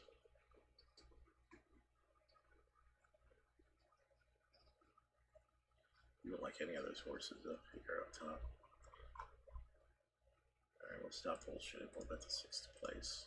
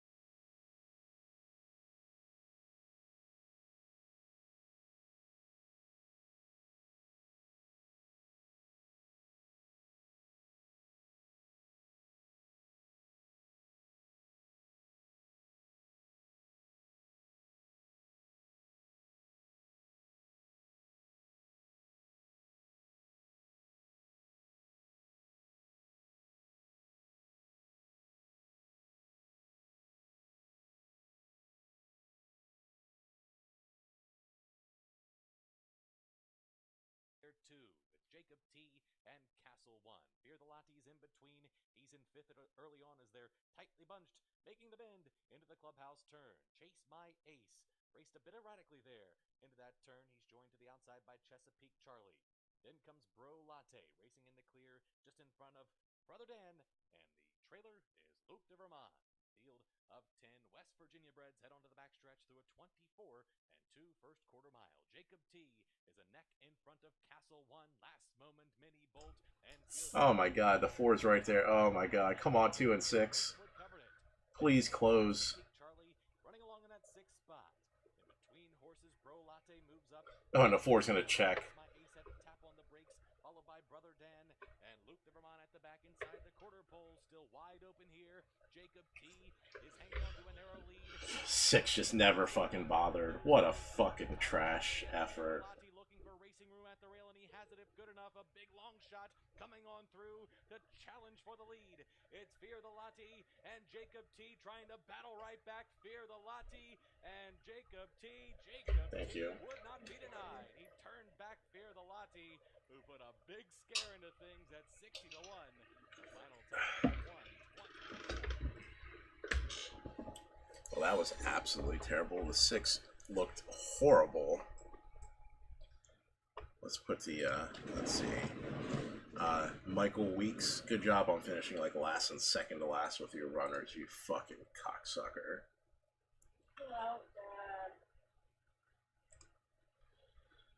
Oh, man.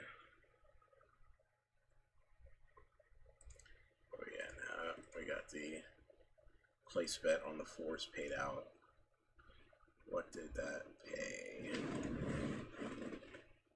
I got 20 bucks back. So you paid $10 place. That was alright.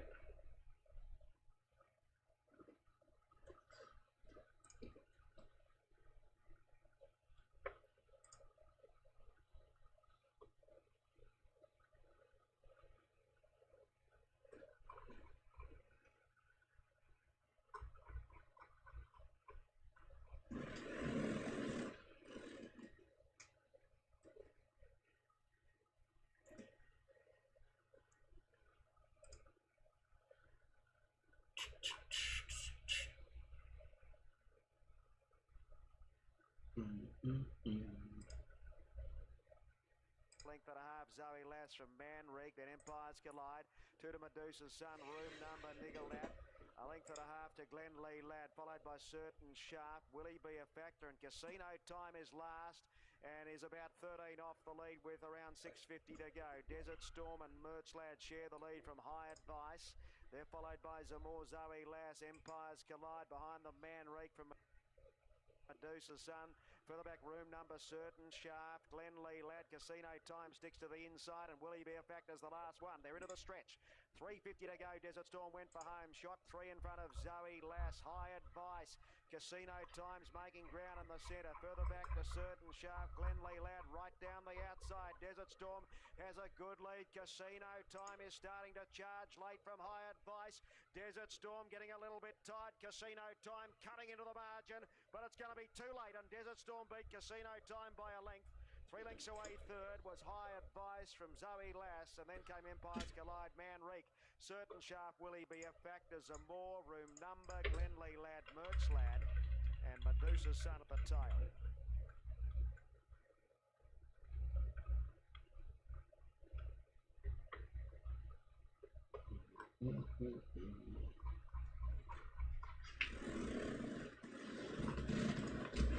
Alright, there's... He's found the right racing.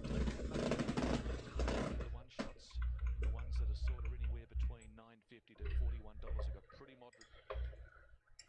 Alright, seems there's a slight delay at Australia A, so we will take a look. Try to find a quick one. 1, 9, 11, 13, 14 scratched. Maiden race, so let's see who can make the lead here.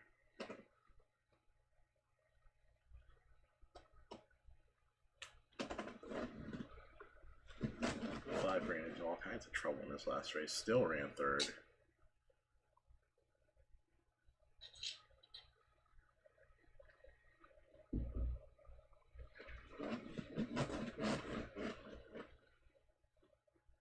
Alright, we'll see it.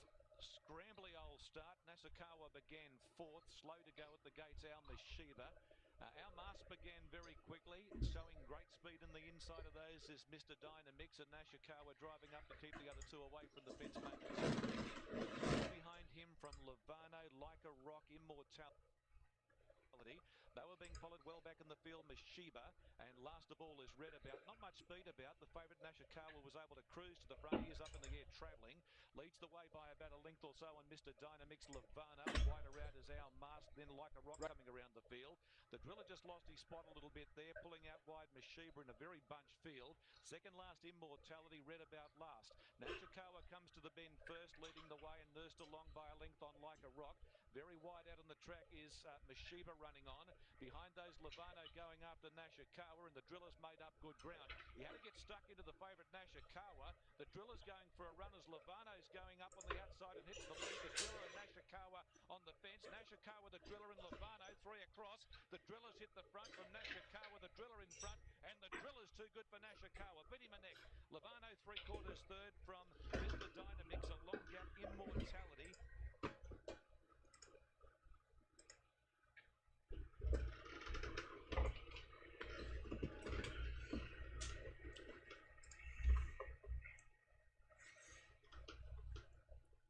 All right, let's see if we can figure out something at Aussie C. Let's check something really quick. Results of the first couple races. Chris Waller won the first one.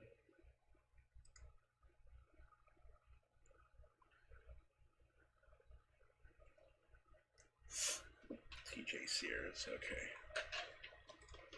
All right.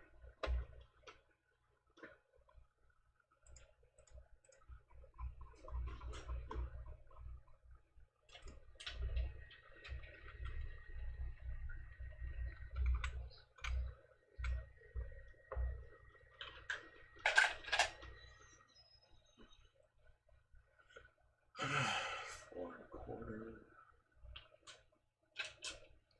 Really short one. Benchmark 55.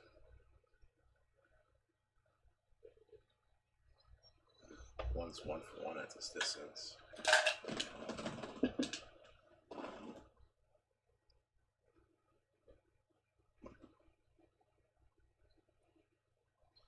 On the program, the 3 is 3 for 3 in races in the 4 furlong territory. It's pretty good. Glenn Collis is also a really good rider for these. He doesn't usually ride at Toowoomba.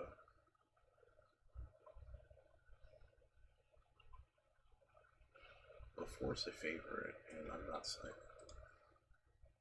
I see no reason not to back the 3 here. So we can get it in. We're gonna get it in. No, we're not. In the back of the gates, and they're off. Now, Wall Street Tycoon began brilliantly from the deep, and Beware began brilliantly there as well, searching forward fast out of the gates, and Sylvester landed third. Clickety Clicks is fourth, followed by Arrow Express 50 inside, a neat length away to Magic Ink, followed then by Run the Cutter, Acceptile and Spartan Jet, back last of all and about 7 lengths off the speed. So it's Beware in front, 450 metres from the judge. Leading long neck over Wall Street Tycoon up on the outside, and Sylvester closing third. Arrow Express still fourth, the fence, and Clickety Clicks fifth, followed by Magic Ink and Run the Cutter, whoing to the extreme outside, and Spartan Jet is using inside runs on the bend. 250 metres out. Beware kick for the run of the judge and swiftly put up 2 all 3 on Arrow Express, Sylvester, Magic Ink, and they're followed by Spartan Jet. But it's Beware in front inside the final 50, and Beware defeats home Arrow Express, Magic Ink, Spartan Jet, and Sylvester, followed then by Run the Cutter, Acceptile, Click. Alright, that's good. We saved money getting shut out there. Let's see if we can come up with in this Australia harness race.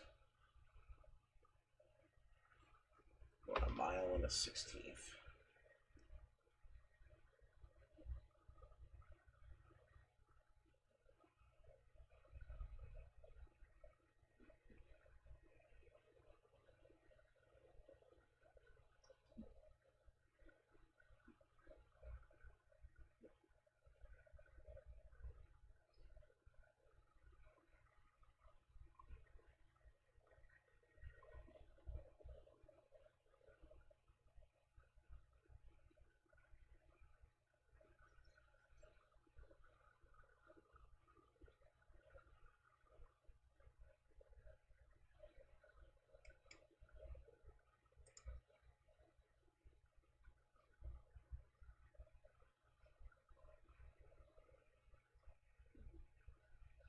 And this is not a good bunch whatsoever.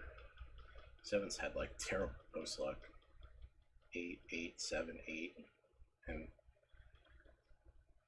has done absolutely nothing.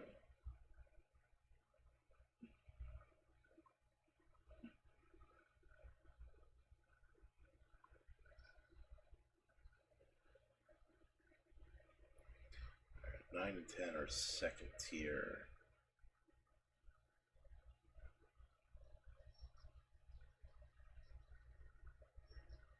Then comes second race off a layoff. Had a race, then had a trial.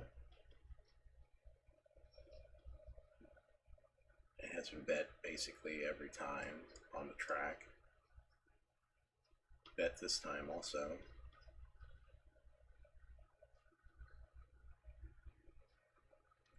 Ted put in a nice effort first time.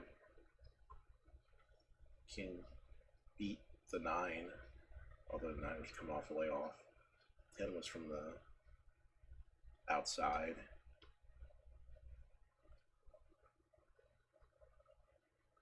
Managed to navigate not too far, only 12 meters behind, finishing 5th. It's a worthwhile first career run. 6 to 1's a good price also.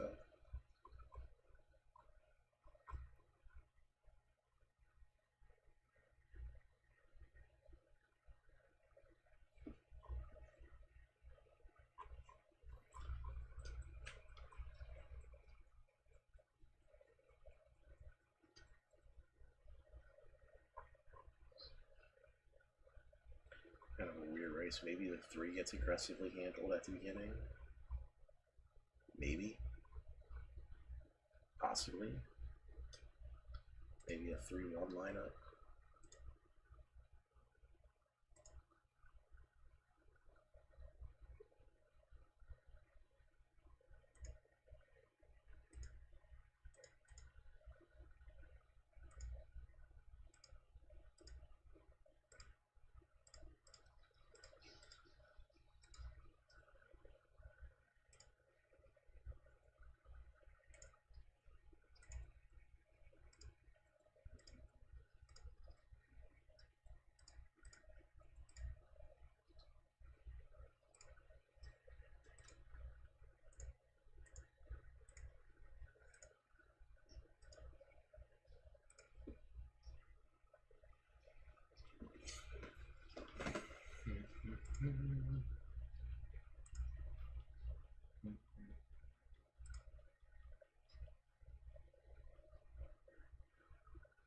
Okay, runners are about to come up onto the arm here for race number 1 at Wagga from the Riverina Paceway. This is the Tab Live Vision maiden pace. Number 8, Footlock is the favourite, $3 into $2.50. Havana, $3.90 out to $5.50. 9, She Owns the Day, $4.60 to $5.50. And 10, Charlie Studley, $8.50 into $6.50, has had some backing. And best of luck to Jody Ward, taking out a trainer's licence with number 10, Charlie Studley. And the first one, the first runner for Jody under her own name. So best of luck to you. All right, fantastic. We're on course as well. That's great. Good on you, Whitey. Thank you for that. They're coming up here for race number 1. And Footlock, $2.60 is the favourite. Charlie Studley into $5 on the second line of betting, but Footlock to run favourite in the first. 5 heats of the Tab Riverina Regional Championships to come up as well this afternoon. Hello to you, Mark Olmos, as our Sky Racing 1 audience join us for harness racing from the Riverina Paceway. 5 of the Tab Riverina Championship heats later on this afternoon. We've got a maiden to start the card, and the favourite is number 8, Footlock, and we're just about ready for a start. The first of 8, Fine Fast. Beautiful afternoon for harness racing in Wagga. And there goes the green light and the arms fold back. Redbank Rockabear went for a break. It galloped back through the field. Footlock came off the arm okay. Settles down about midfield as they work to that first turn. The first one to begin was Cyclone Kelly. It takes over from Sin City Gambler, who hands up. Footlock is striding forward around the outside of Havana. And then came Scar Roller, and they were followed out wide by Master of Illusion, improving its position from Run Viv Run. She Owns the Day. Second last is Charlie Studley, and after going for that break, Redbank Rockabear is the last one. Into the home straight with 1,300 metres left to go. Cyclone Kelly led from Footlock, who's breezing in second. Sin City Gambler leaders back in third. Havana's got the 1-1, Master of Illusion 3 wide, and Scar Roller is 3 markers. Then came Run Viv Run, it's 3 back the running line, being followed by She Owns the Day. Second last is Charlie Studley, and Redbank Rockabear is the last one. 28-4 for the first quarter. To Cartwright's corner they go. The leader is Cyclone Kelly. It led it here narrowly from breezing Footlock in second. Master of Illusion hanging in there deep. It's planted there for the last lap. Sin City Gamblers behind the leader in fourth position, and Havana's got the 1-1. Then came Scar Roller from Run Viv Run. Taking off from the back is Charlie Studley. It's on that 3 wide train line. She Owns the Day second last, and Redbank Rockabear is the last one. So 29-9 for the second quarter. They're about to work off the back at the 500-metre point. Cyclone Kelly hanging in there, and Footlock takes a narrow lead now as they work off the back. From Cyclone Kelly, Master of Illusion hanging tough after a 3 wide run. Havana's about to get off the back of the leader. It's presented now for its run, and Sin City Gambler, it'll wait on the sprint lane, and Charlie Studley from the back. Footlock goes up to this leader, Cyclone Kelly, who's got a kick. Sin City Good Gambler grief, man. lane. Running on was Havana, Sin City Gambler, and Footlock. Sin City Gambler shot through along the sprint lane, raced away, and Sin City Gambler beat Footlock, Havana, and Run Viv Run. It'll run fourth. God, They were followed across the line that was horrible. Cyclone Kelly, Scar Roller. Well back came Charlie Studley. Then came She Owns the Day. Well back was Master of Illusion and Redbank Rockabear. Third quarter, 29-6, home in 29.8. Sin City Gambler gets the job done. Number 2, Sin City Gambler will be first, defeats 8 Footlock. Third will be 4 Havana, and fourth will be 5 Run Viv Run. 2. All right, let's try to get Australia D home. How much is the balance? We have $19 left. Okay, all right. 1 mile, class 1. All right, the one put in a very nice race last time out. Deserving favorite, although he's coming up from a maiden to a class 1 race.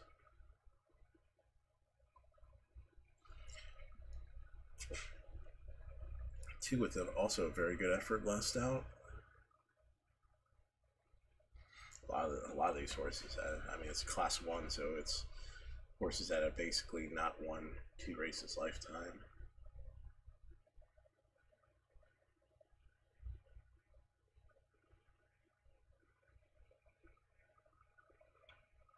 Interesting to see what the 4 can do back on the regular going. Had been on the soft going multiple races, including 2 races. It looked okay, but horse broke its maiden on the good going.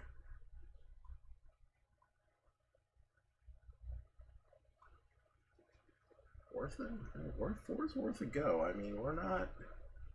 I mean, 1, 2, and 3 look like the obvious choices because they look good in their maiden efforts, but going up from a maiden to class 1 is, you know, not.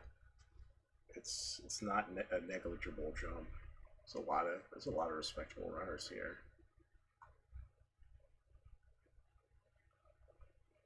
A lot of respectable runners.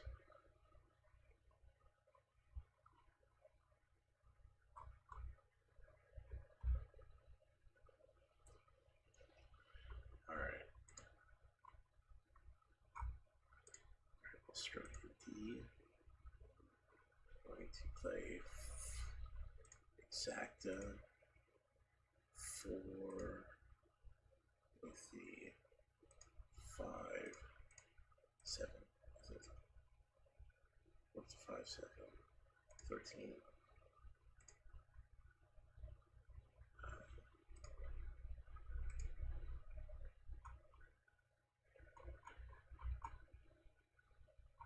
No, I don't like the 7.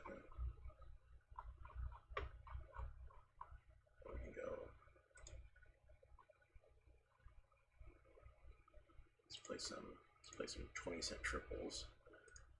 4 with the 3, 5 with the 1, 2, 3, 5, 13. Let's have 40 cents. What you have left? We have 13 bucks. We like the 4 still. We're going to play 5. We're going out on this. Basically, we're going out on this. We got shut out. Okay. Out wide on the track, River Charge was the first one out from New Warren going forward. Secretly Awesome likewise. Lady Llewellyn's trying to get a drag across, and then followed Lando Bay and Su Shong. Chariots of Fire is next. The speed's good as they try and settle down in their positions. Live and Louded back third last, then Land Strauss. And going back to the tail is Hamish the Swift.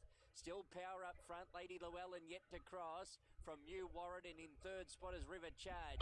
Secretly Awesome, fourth the inside, now taking the trail up. A length and a half away Su Shong, then Chariots of Fire, midfield the paint. 1 length away Lando Bay, then Land Strauss. Second to last is Live and Louded, and a length and a half away Hamish the Swift last of all. Lady Llewellyn has gone clear down the side of the track at the 800 metres mark, leading by 2 lengths. New Warren second, River Charges third, then a break of 3.5 to Secretly Awesome fourth. Chariots of Fire is next, and then Su Shong. Live and Louded getting to the outside now. Spots the lead. The 4 can get this if he cuts a corner and finds some room. Lady Llewellyn top of the straight at the 400 metres mark. 2 clear. River Charge giving chase now up to second. New Warren third. Secretly Awesome working home with Lando Bay. Live and Louded's out deeper on the track. Still with 3 lengths to make up. 150 to go. River Charge hit the front. Lando Bay's out after it. Secretly Awesome. Oh my gosh. Live and Louded out wider on the track. It's Lando Bay and Secretly Awesome. Secretly Awesome dived and got it. Secretly Awesome beat Lando Bay. Live and Loaded third in from River Charge.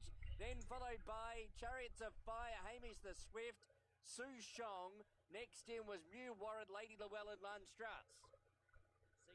Well, it was hard in mouth. You're on Secretly Awesome. He just wanted to get his head to the side a bit and lay in. I think it's fair to say if he goes as straight as a gun barrel, he wins that and probably wins it with a little bit in hand. But he just wanted to lay in a little bit.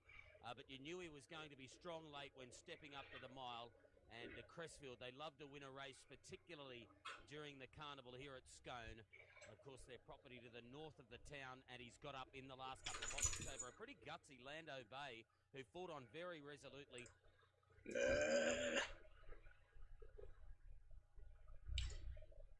Alright, good shutout. Save us the extra bullets we were putting on the 4.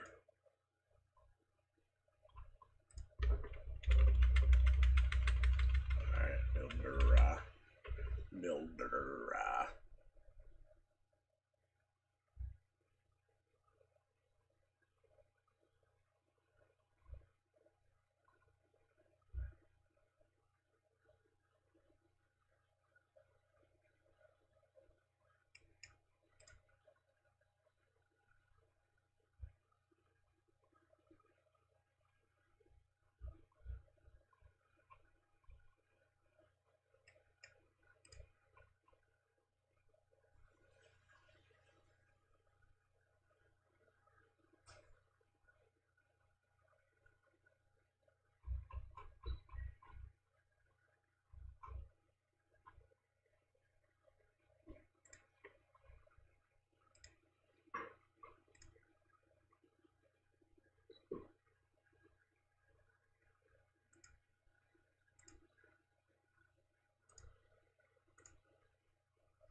Come on. Rowan as they leave the Hilux on the inside, it's the favourite, really Nightshade. Horse 4 from barrier 1, you see that too often, but it's in front pretty comfortably. 5 metres, Clontarf Guide dropped in behind. Golden Scribe from inside the second row, 3 back the pegs. Then on the outside, easing back, Charlie News left out in the open, and just behind that, Happy as Larry. 12.8 lead time, and it's going to be a pretty slowly run affair by the looks of it as they go to the far side. Down the Tankard Dental back straight, 21st to last. Woody Nightshade out in front by just under 10 metres to Clontarf Guide. 5 metres to Golden Scribe, 3 back on the peg line. And Charlie New is without cover. And 5 metres away with the cover is Happy as Larry 1-1. 15 from first to last off the back, first quarter in 31.5. and it's Woody Nightshade. First up for Luke Watson, leads by 5.5 metres. Clontarf Guy in second place. The outside third, Charlie New. Golden Scribe 3 back the peg line, and 1 by 1 sit as they swing into the straight. Happy as Larry. They complete 1 round, 1,000 left to go, and Woody Nightshade's going to get every chance this other sports rider for the second win at the 30th attempt. The outside second, Charlie New. On the peg line, third, Clontarf Guy at the centre for in Australia, winning post past the bell. Happy as Larry 1-1, and Golden Scribe 3 back the peg line, and they're all travelling fairly well. 31.5 that first stanza, second quarter 31.1, 700 metres out. That's Woody Nightshade in front. The $1.90 tote favourite, the 220 fixed odds favourite, heads to the back, leads by 4 metres. The outside under pressure, Charlie New shaken up. The inside is Clontarf Guide. At the outer, Happy as Larry, and 12 metres, Golden Scribe struggling. Down the back at the 500, Woody Nightshade slapped up here, 3 metres. Larry's coming with a real big run out wide. It's going to be a big danger.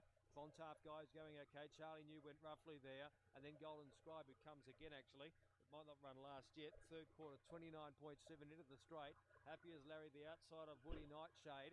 Happy as Larry got about a neck in front here of Woody Nightshade. He's flat out the inside. And Happy as Larry's gone clear. It's Larry in front. The 6 oh, man. meters in front. Woody Nightshade in second place. Can't do any better. And Happy as Larry's too good. Happy as Larry wins it. 6 meters, Woody Nightshade on every chart. Got shut out of that bet. We got shut out of the bet, and from this view, the gate hadn't opened yet. No bueno. No bueno.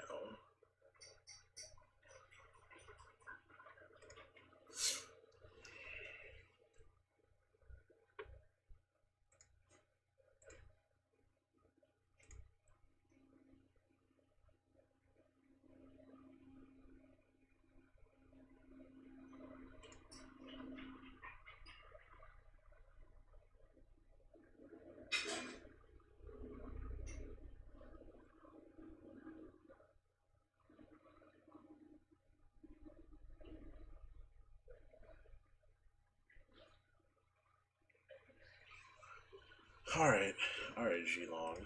What can we do, man? What can we do? See if we can get the winner here.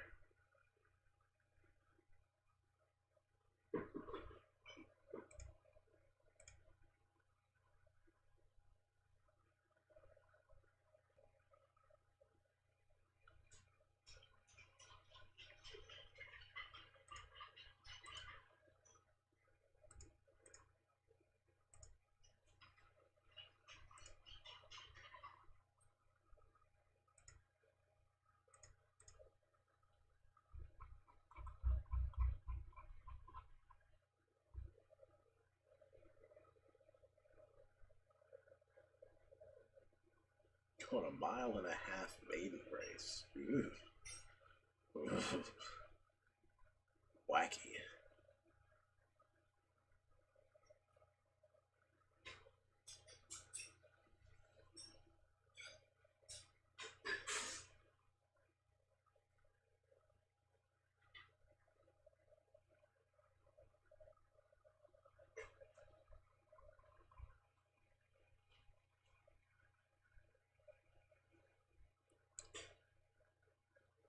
Bryce survives.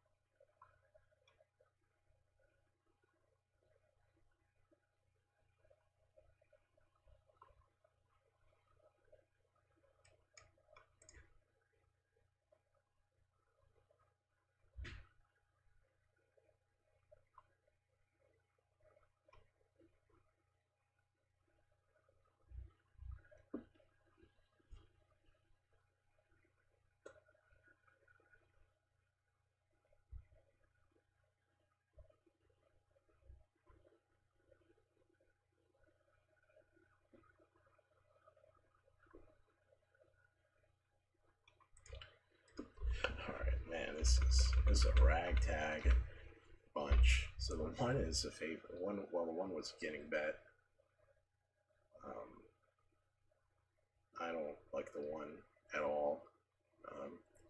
Higgins on this 2 is worth a shot. He was second on the heavy track.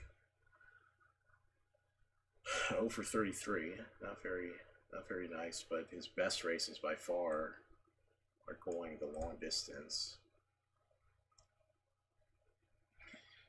Worth a try in the money. 2 and 3 are big prices right now, but they're definitely worth putting in there. 4 is also a chance.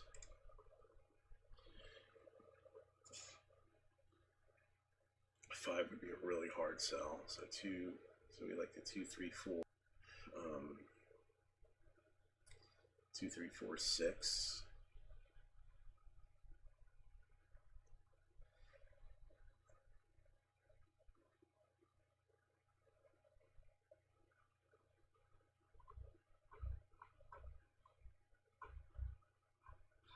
Two, three, four, six, 7.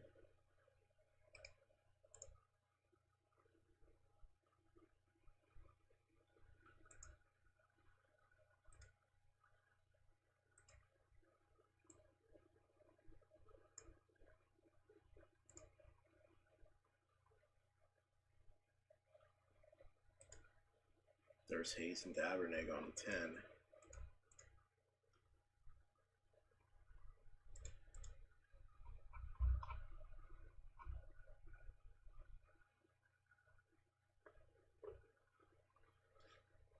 It feels like there's just too many other nice prices in here to go on that 10 though.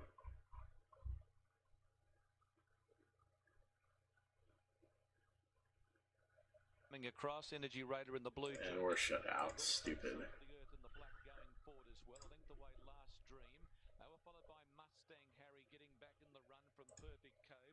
Eastern New Beauty and Castano Mill at the tail of the field.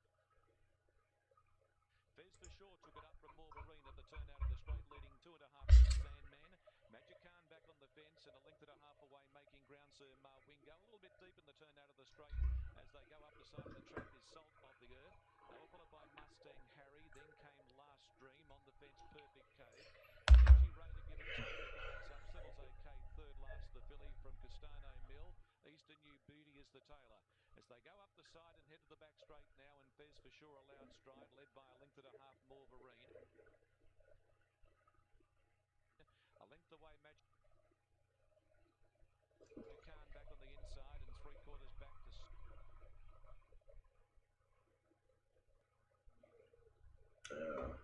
Come on.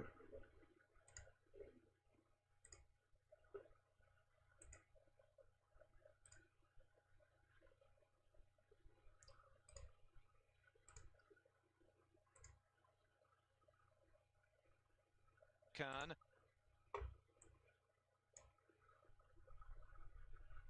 Sir Wingo is racing on the outside of Perfect Cove, Castano Mill. Energy Raider coming around the field now, 3 wide. About to start a run from Last Dream and Eastern New Beauty is the trailer. About 8 lengths covers the field as they come up towards the bend. 650 to go. Fez for sure the front runner. A length on Magic Khan. Knew it got away from the fence. Sandman went up third. Morvarine gone. Mustang Harry the rail.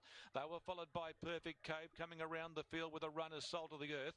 Energy Raider the deepest as they turn. Grinding home and Sir Wingo and Eastern Beauty best of the rest as they turn. Fez for sure in front. Quickly grabbed by Magic Khan. Energy Raider's 2 lengths away but is closing in strongly. Sandman batting away and Sir Wingo with a run. Magic Khan the front runner, but Energy Raider's about to grab it and Sir Wingo threatening danger. Sir Wingo after Energy Raider. Energy Raider and Sir Wingo and Magic Khan's kicking back on the fence. They go to the line and it's going to be Sir Wingo from Magic Khan and Energy Raider. Perfect Cove fourth from Mustang Harry. Behind those runners pulling up very quickly would have been Sandman, Castano Mill, Salt of the Earth, Eastern New Beauty, Fez for sure, Last Dream and Morvarine last in.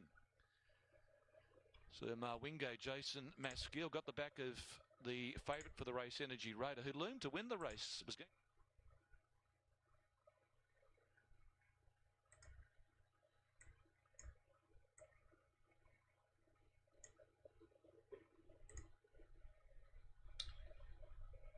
Alright, Australia B. Albury.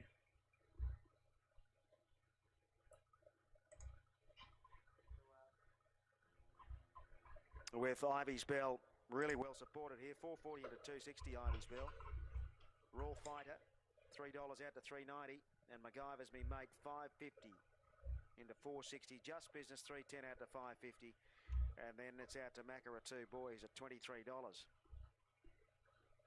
So MacGyver's Me Mate comes up now. Favourite here, Ivy's Bell, has drawn barrier 10. And Ivy's Bell goes in to complete the line. Race 4 Albury about to get underway at the 1400. 7 has like an outside chance as this like really mega bomb at like 80 to 1. Maybe a show bet there would be worthwhile. Start by about half a length. And Maccara 2 Boy away to a good start with So You Can Dance. Smoke and Coney's not far away as they sort their order out. And MacGyver's Me Mate is pushing forward out wide with Just Business. And they're followed by Annabrook, who's about midfield on the outside of Tate. Dancing Duck in the second half of the field. A length and a half to the favourite Ivy's Bell from Master Knight, who's towards the back end of the field with Royal Fighter. They've got around 900 to go. And MacGyver's Me Mate takes the lead at a moderate tempo, leads by a length of Just Business, and they're followed by Annabrook up to third from So You Can Dance. And came Smoke and Coney, followed by Ivy's Bells making ground out wide on the outside of Maccara 2 Boy. Dancing Duck is a fair way back with Master Knight. Tate and Raw Fighters at the tail. They passed the 600. MacGyver's Me Mate just the leader from Just Business. Then came Annabrook, followed by So You Can Dance. Ivy's Bell comes into it deep from Smoke and Coney. And further back in the race, then comes looking for the way through Dancing Duck, and Master Knight comes to the outside. 300 to go. MacGyver's Me Mate is the leader from Just Business. Ivy's Bell's trying pretty hard on the outside from Annabrook. And further back to Dancing Duck. MacGyver's Me Mate is the leader from Ivy's Bell. Still coming on strong on the outside. MacGyver's Me Mate with a kick from Ivy's Bell. Ivy's Bell picks them up on the outside, and Ivy's Bell won it from MacGyver's Me Mate. Just Business third, followed by Dancing Duck. Raw Fighter made ground from Master Knight. In behind them, So You Can Dance. And further back came Annabrook, Smoke and Coney. Maccara 2 Boy, and Tate was towards the tail.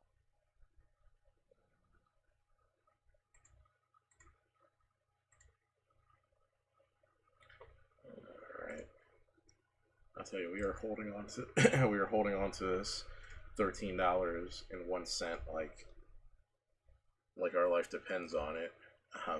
It sucked because we would have had the $10 to win on the 6. That was the last bet we just missed out on, getting just shut out. But still got a fraction of the bullet left. Let's go. We can still get it. 5 furlong maiden race.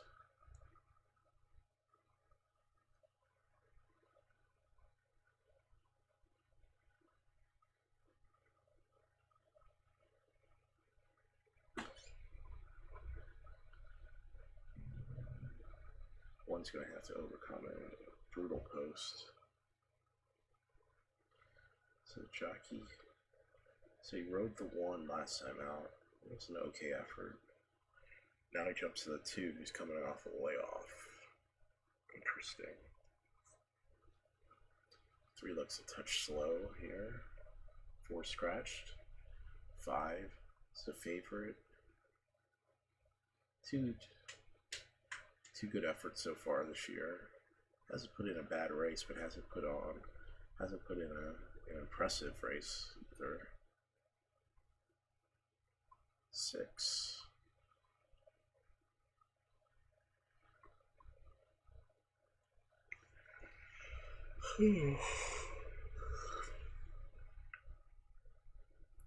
Two even efforts.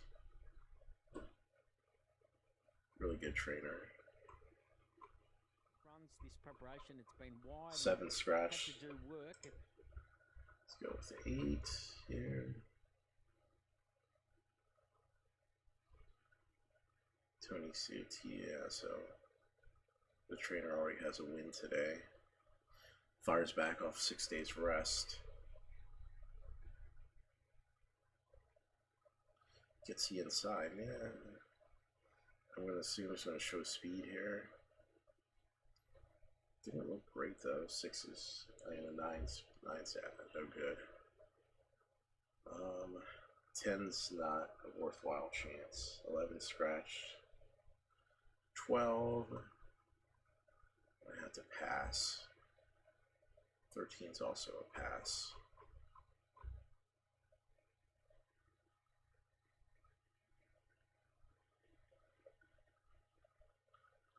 So I'm guessing they think the 8's going to go out early.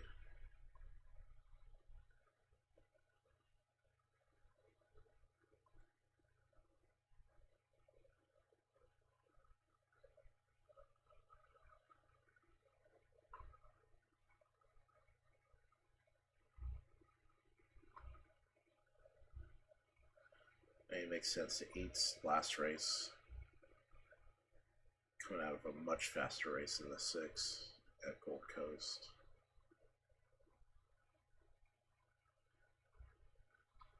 And the 8's definitely going to try to set it down. Try to go all the way. I'm not sold at all on the 5. I don't think the 5's going to end up the favorite here.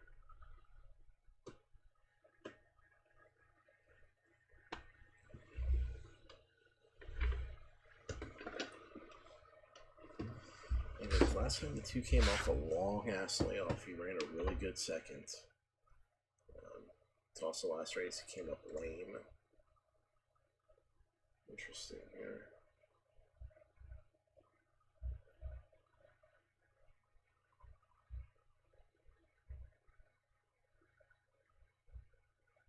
The question is, will the 8 just be able to run him off the track?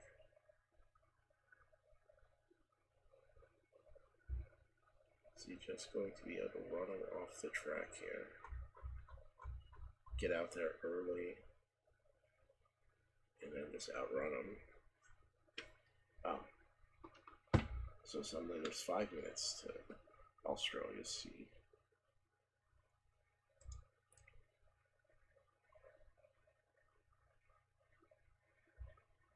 Made a good point, and he explained the point. I won't go into detail because it'll take me too long, but he was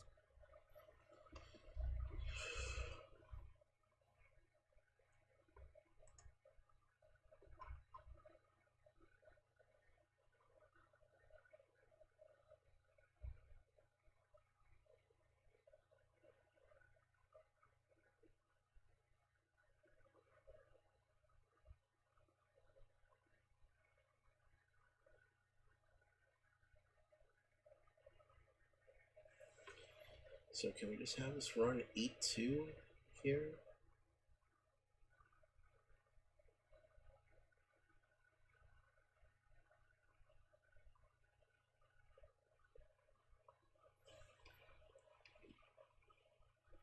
So can the 8 kind of get out there, go big? And can the 2 factor in at a price?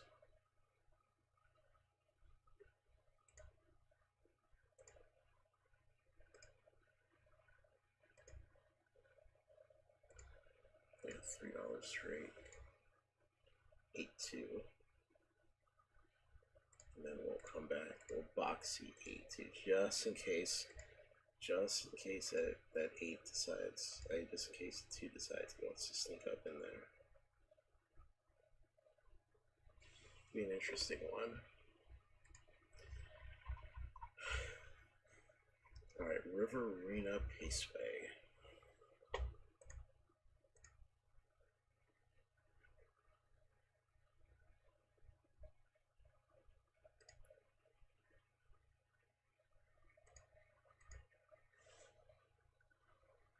Oh yeah, that's right, the 2 just snuck up the rails at that trip. They just snuck on through.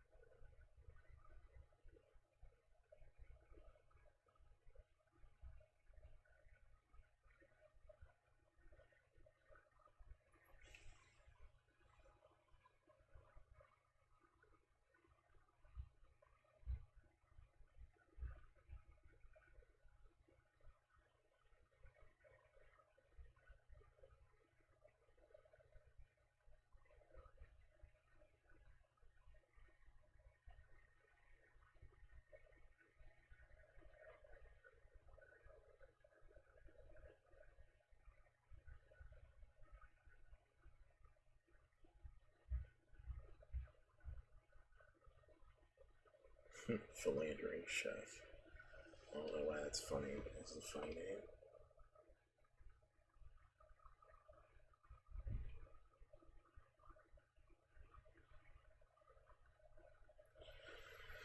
Alright. That's a 206 and 2 here. We're in the third. We're in third on a 205 and 4. It's a really good effort.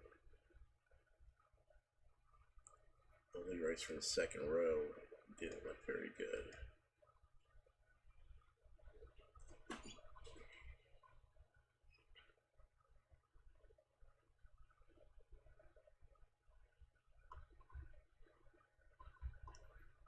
Eight looks like he's gonna have a tough sell from that far out there.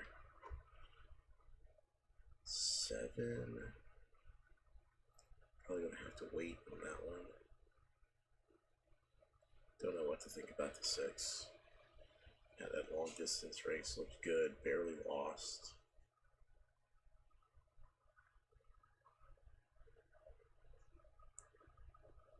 Five's probably a touch slow.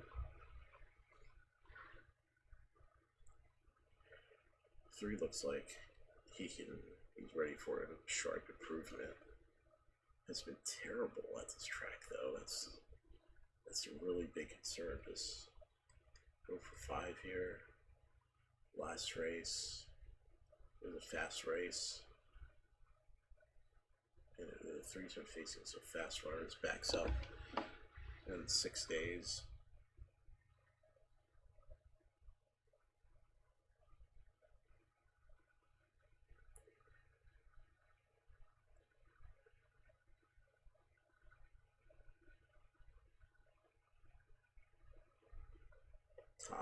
Top percentage trainer.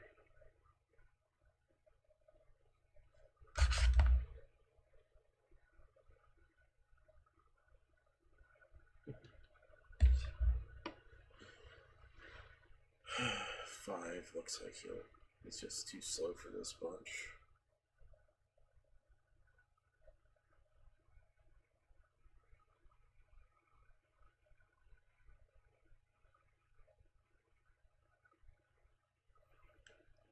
So 5 has some early run, maybe he can get himself into it early. The 4 scratched helps him.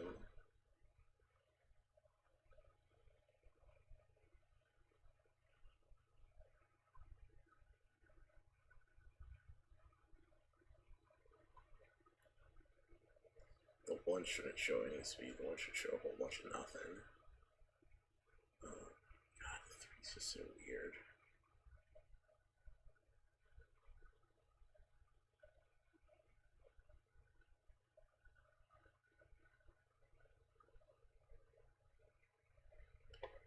Maybe just play a little. Maybe just box the 2-5. Play a little something. See if we can get a little 2-5 lineup and then have them run around a track like that.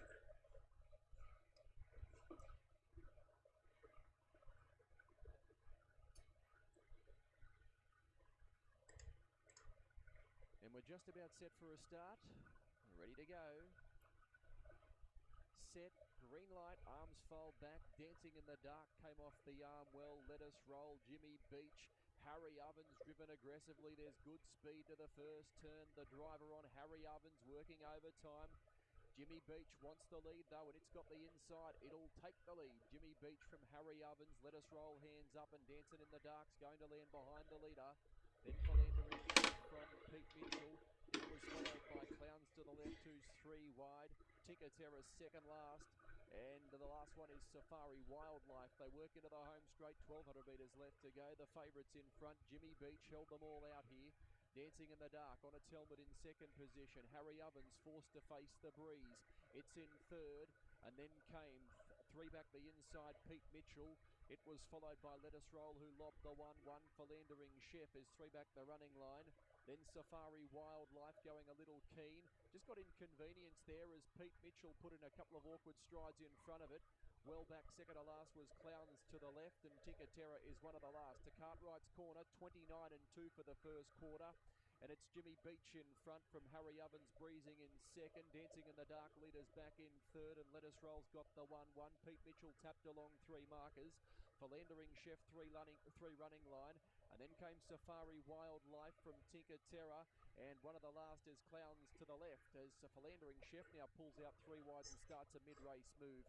Second quarter was 31.6, so they work down the back straight. And the leader about to get company here, Jimmy Beach by Philandering Chef. And Philandering Chef with a lightning move goes up to Jimmy Beach and takes the lead. Wow, the 5 snuck out here. Can we get a 5-2? Let Us Roll Tinker Terror from the back, but Philandering Chef off and gone into the home straight, dashed away. It's Philandering Chef in front from Jimmy Beach. He offered no response. Let Us Roll running on with Dancing in the Dark, but Philandering Chef. Damn, fucking 10 got the jump. And Philandering Chef Dancing in the Dark third, and Tinker Terror runs fourth. Then came Jimmy Beach from Harry Ovens. They were followed then by Clowns to the left from Safari Wildlife, and one of the last was Pete Mitchell. Third quarter they came home in 28.7, and the final quarter was 28. Sucks that the 3's the favorite there. We knew there's something about the 3 in this track not getting along, and 10 gets the jump, and 2 and a 5 that we like are right there, but too much of a jump. The 3 just backed out on the turn, and the 10 was able to get the jump, was able to get the read on him. Alright, let's see what we got. Let's go. And Wild Fortune, racing okay. She just needs a little bit of luck in the early stage from the wide draw. Best of luck. Thank you. Here's Chris Lees, and the bopper is into $1.40. Okay, Shani, pick of the yard time ahead of this 4th event. To be honest, Gav, look, the bopper did look impressive. I couldn't fault him at all, but I thought the quote was a little bit short about him. So I'm going to go with Piermont here. Although he's a little bit, how do you word it? You can't say dumb, but he doesn't know what it's all about. He was walking all over the top of his strapper, but I just like the way he presented here today. He's got the race experience on his side, and I think he's a horse that'll gradually improve with race experience. So we'll go with him, but certainly no knocks on the favourite here, the bopper. Okay, Piermont at a bit of odds. Goes to $1.40. It's all about the bopper.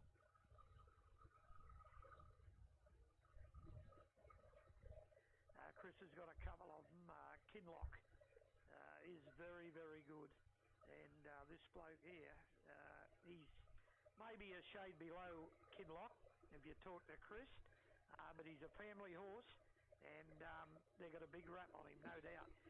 He even could go to Brisbane if he wins today, but everyone saw him at Tamworth. Unbelievable win in the Romantic Dream, because it's hard to come from back there at Tamworth, and it's not like it was a slow field. It wasn't. There was a couple of smart 2-year-olds in that race up there, and the win was sensational. So I'm with it. I really think Piermont should be a lot closer in the betting than it is. On its city form, it's the only horse that you could think on form that could trouble the favourite. He's second pick. Number 4, Go Gadget. He'll love this long straight on his run at Musselbrook. And number 3, Commando Hunts a roughie with a place chance. 10-6-4-3. He was $1.70 the bopper earlier. He's into 140. Second to leg Piermont, $7.50 and a half a point. Go Gadget. They bet 13, got into 11. He's back out to $12. Down to Colt Cross's Slice of Heaven first up. It was $9.50 earlier today. Well, it's taken a bath, but we do have a short price favourite. It's out to $19.23 and longer for the rest. So they're going to have to go back. That's the intention from that horror draw in terms of the bopper. But a lot was said after that emphatic win up there at Tamworth. And as we heard from Chris, this was his target race all along. And with prize money of just shy of $50,000 to the winner, it's no wonder they... It looks like they're going to give us a 10 here. Okay, the first He's not a mortal lock, but looks pretty good. 14 is a possible price. Let's try to hit this exacta straight up. Piermont on top for me, but as I said, look, the favourite looks impressive. Let's find out what happens here. This is the 4th, the English Challenge worth $100,000. Here's Mitch. So about 5-6 to load. Bosun about to come forward.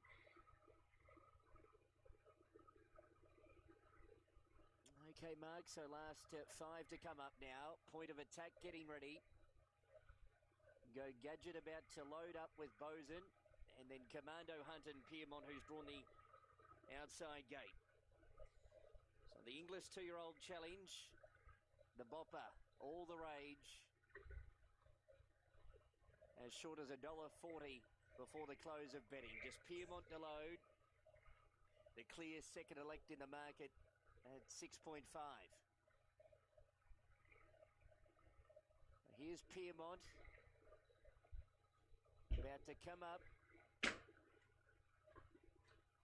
One more turn, perhaps. Tended just in with Commando Hunt.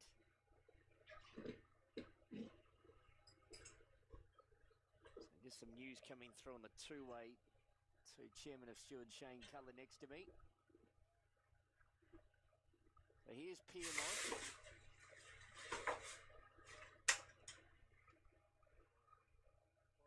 Spicy Restaurant. Okay, thanks, Shane. So just adjusting the tongue tie on Spicy Restaurant.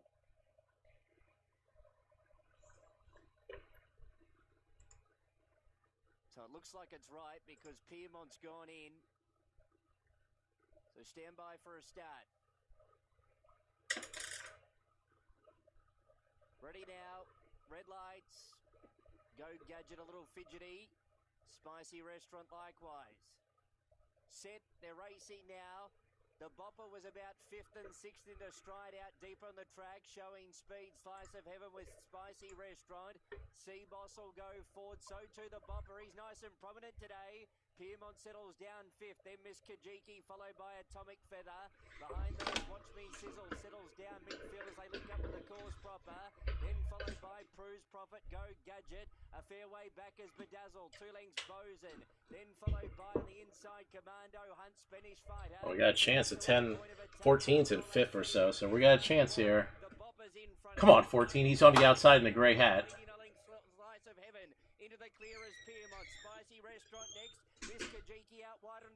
Come on, 14. 10, 14. Get up, 14. Get up, 14. Straighten out, straighten out, straighten out, straighten out. Run it. Miss Kajiki runs to a clear second, but from go to low, the Bopper wins the English Challenge in a breeze. Nice. Miss Kajiki second, Sea Boss third, 4th in maybe Spicy Restaurant from Piermont, then Go Gadget, next in Commando Hunt, followed them by Bedazzle, Spanish Fighter, La Jolie Fee, Atomic Feather, Prue's Prophet, Slice of Heaven, Bosun, Point of Attack. Like I said, holding on to that bullet. Holding on to that bullet with sheer desperation, and the only thing I'm frustrated about is I had $6 left, and I didn't play it for $3 or $4 straight up instead of just 2. But regardless, the 14 gets up for second, which is good. If we were feeling especially frisky, and we actually had more of the bullet to spend, 10-14 all would have certainly been on the possibilities list. But let's see, 10-14. 10-14 is paying $20 for the $1. We have it for $2, so we're getting back 40. So, all right then. We still have a live bet at Australia C.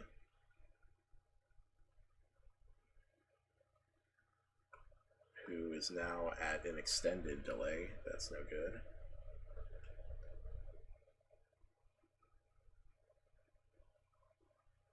Out, the Bloodstock agent, and he is very, very good. Miss Kajiki, what a good run. Sea Boss tried hard, but Gav, the world will be talking about the winner after that. Well, Chris, Gaz just said the world will be talking about the winner after this. What do you think?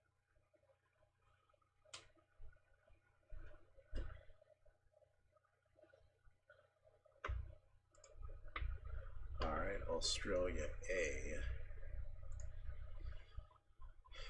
Trying to snag up some momentum. We're not done yet. We are not done yet. We were close. but not done.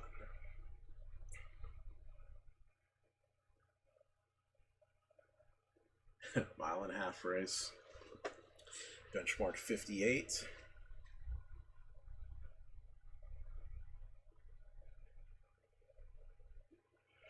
Oh, excuse me.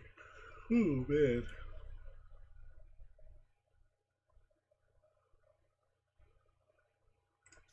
Meters away as Coco beats that first quarter in 30.7. Actor 1 definitely has the breeding to go a mile and a half. He runs against some tough fields going a mile and a half. But he's dropping down in classes benchmark 58, so he has to carry the high weight, which will be very interesting. Two broke his maiden on a mile and a quarter stretching out. Looks like he's been getting better as the race has been getting longer. So it goes from a mile and a quarter now to a mile and a half. Has to carry a big weight though, jumping from a maiden race. So that's something to think about. 3-horse, not interested in this one. Looks like he got away cheaply in that maiden breaking effort.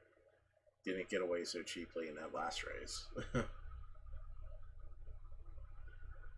4. Likely to improve with distance. Definitely bred to go a mile and a half. Last race was really not much to think about. We'll come back to it. Maybe like a third.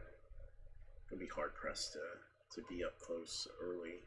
Gonna be far back in the running. Alright, mile and 3/8. Ran an okay race.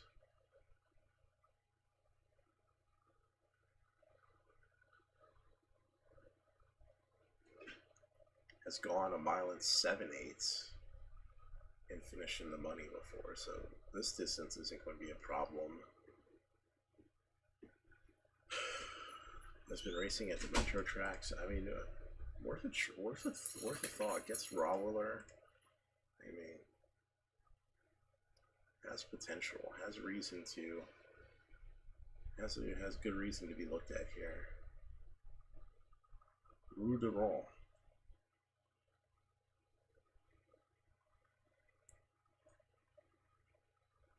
Nice closing effort last time. I think I hit that race. 11-day reels back 11 days. Looked good in a mile and a half last year, but comes back to the good going. Should improve. That was a good race coming back. Should like the good going much better. 5 and 6 are a good go here.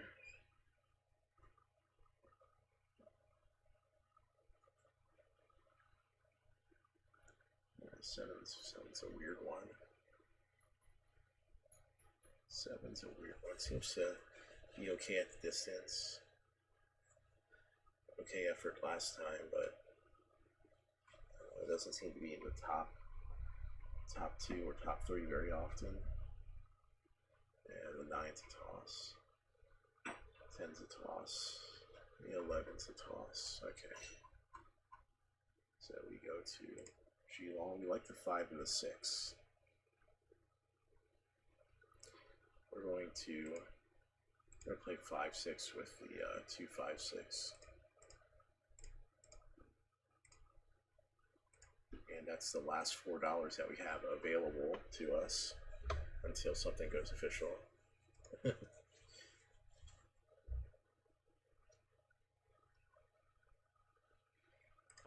Jay Way. She can be moody. She's got the ears back. Yeah, she's dirty on life. Not too happy, so they're going to have to try and force her up to the gate. $8 chance. Diamond Lucas been smashed in the betting. Ruta Wren, and it's been well supported, and Yulong captain. You can bet it in each way or half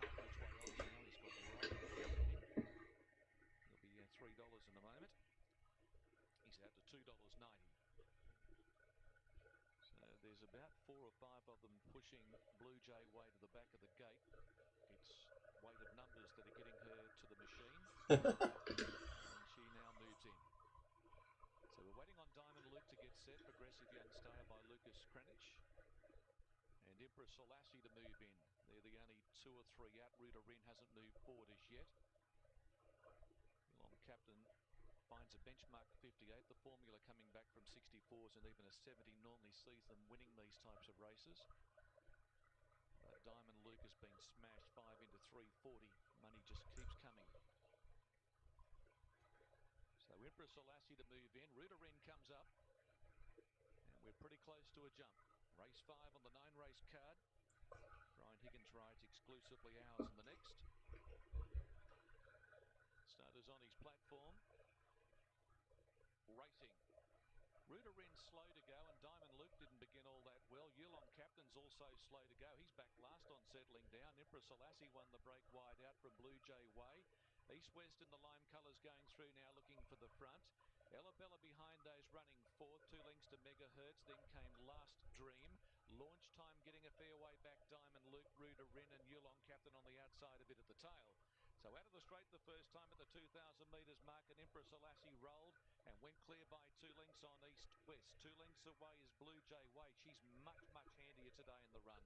Ellabella the outside, Megahertz inside of Last Dream. Then came Diamond Luke, Launch Time on the fence, and Yulong Captain outside of Ruta Rin are the trailers.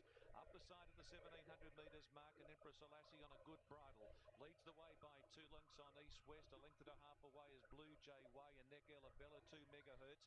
A neck away on the outside, Last Dream. Diamond Luke around Launch Time. Ruta Rin, and Price will follow home on the back of Callow on Yulong Captain at the tail of the field as they wheel to the back straight. And it's Empress Selassie travelling well in front at the 1,400 metres mark by a length and a quarter on East-West. Blue Jay Way has always been hard on the steel, running 3rd. Ellabella relaxed nicely 4th. 2 back in the field is Megahertz, Last Dream. 2 lengths away, Launch Time. Then Diamond Luke, Ruta Rin and Yulong Captain still last, about 8.5 lengths away from Empress Selassie. To the far part of the track, running up to the 1,000. Empress Selassie a length and 3/4 East-West. 1 away, Blue Jay Way. 3/4 back is Ellabella. 2 Megahertz, Last Dream. Diamond Luke about to creep forward around Launch Time. Ruta Rin and still Yulong Captain last. And Price is sweating on Calais to go forward so he can just grab his coattails and get a free ride home. So Empress Selassie comes down the hill, down by the 700 metres mark, a length and a half East-West. No change to the play. A length away, Blue Jay Way. Ellabella pulls out 3 wide now from Last Dream, Megahertz. Diamond Luke put under the pump to try and make ground. He's struggling to do so at the moment. They were followed by Launch Time. Yulong Captain travelling okay, coming to the outside, but he's got a lot of chasing to do at the big weight, and Ruta Rin last. Empress Selassie giving them something to run down as they turn for home. Kicked away, 2.5 lengths in front of Blue Jay Way. Last Dream, Ellabella, East-West, Yulong Captain, Diamond Luke wide out. Empress Selassie going like a winner at the 200. 2.5. Jesus. Smushed them, and that's it. Run on with Diamond Luke wide out on the track, but Empress Selassie is going to give them a caning. Won it by 3 lengths to Yulong Captain, Diamond Luke. Blue Jay Way or Ruta Rin 4th from Megahertz. Ellabella, East-West, Last Dream, and Launch Time was the last one in. Gee, that was going to win a long way out. Empress Selassie, those back markers were just too far off them and could not get into the race under their big weights, and Empress Selassie just kept on going. Just blew them away, jeez. Just never.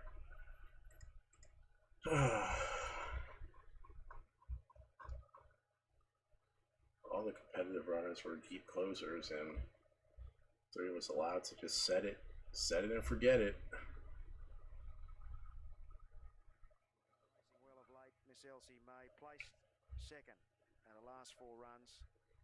Butteroo Blitz has been well back, 6 into $4. Brody Loy for Joe Ibel at Canberra. Here's Verdelay coming up. Would be king on the 3rd line of betting at $5, having his first run for a new stable, now trained by Tim Donnelly at Wagga, former Chris Waller import. And Be Mighty Man's been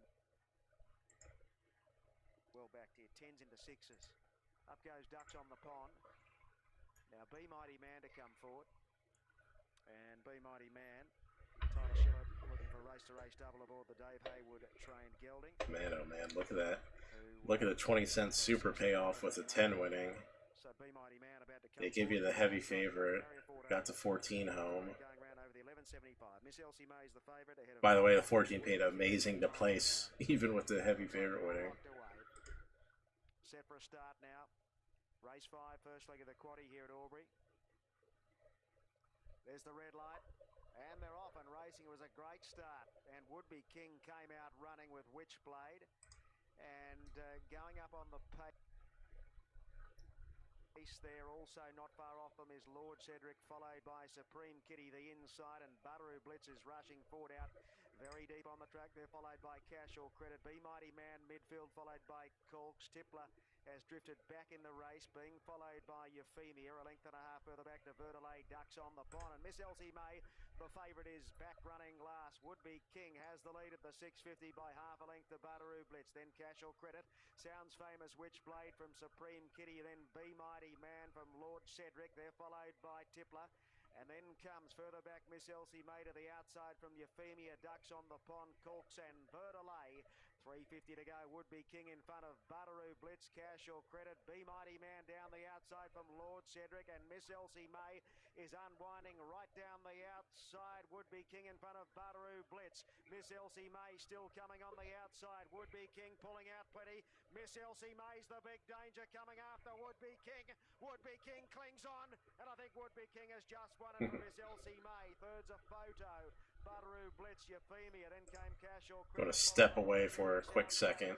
Ducks on the pond. Further back was Be Mighty Man from Supreme Kitty. Witchblade, Verdelay. A fair way back in the field was Corks in company with Tippler. That's exactly what we wanted. 1, 2, 4. Terrific on the speed all the way. Ran right up to his looks.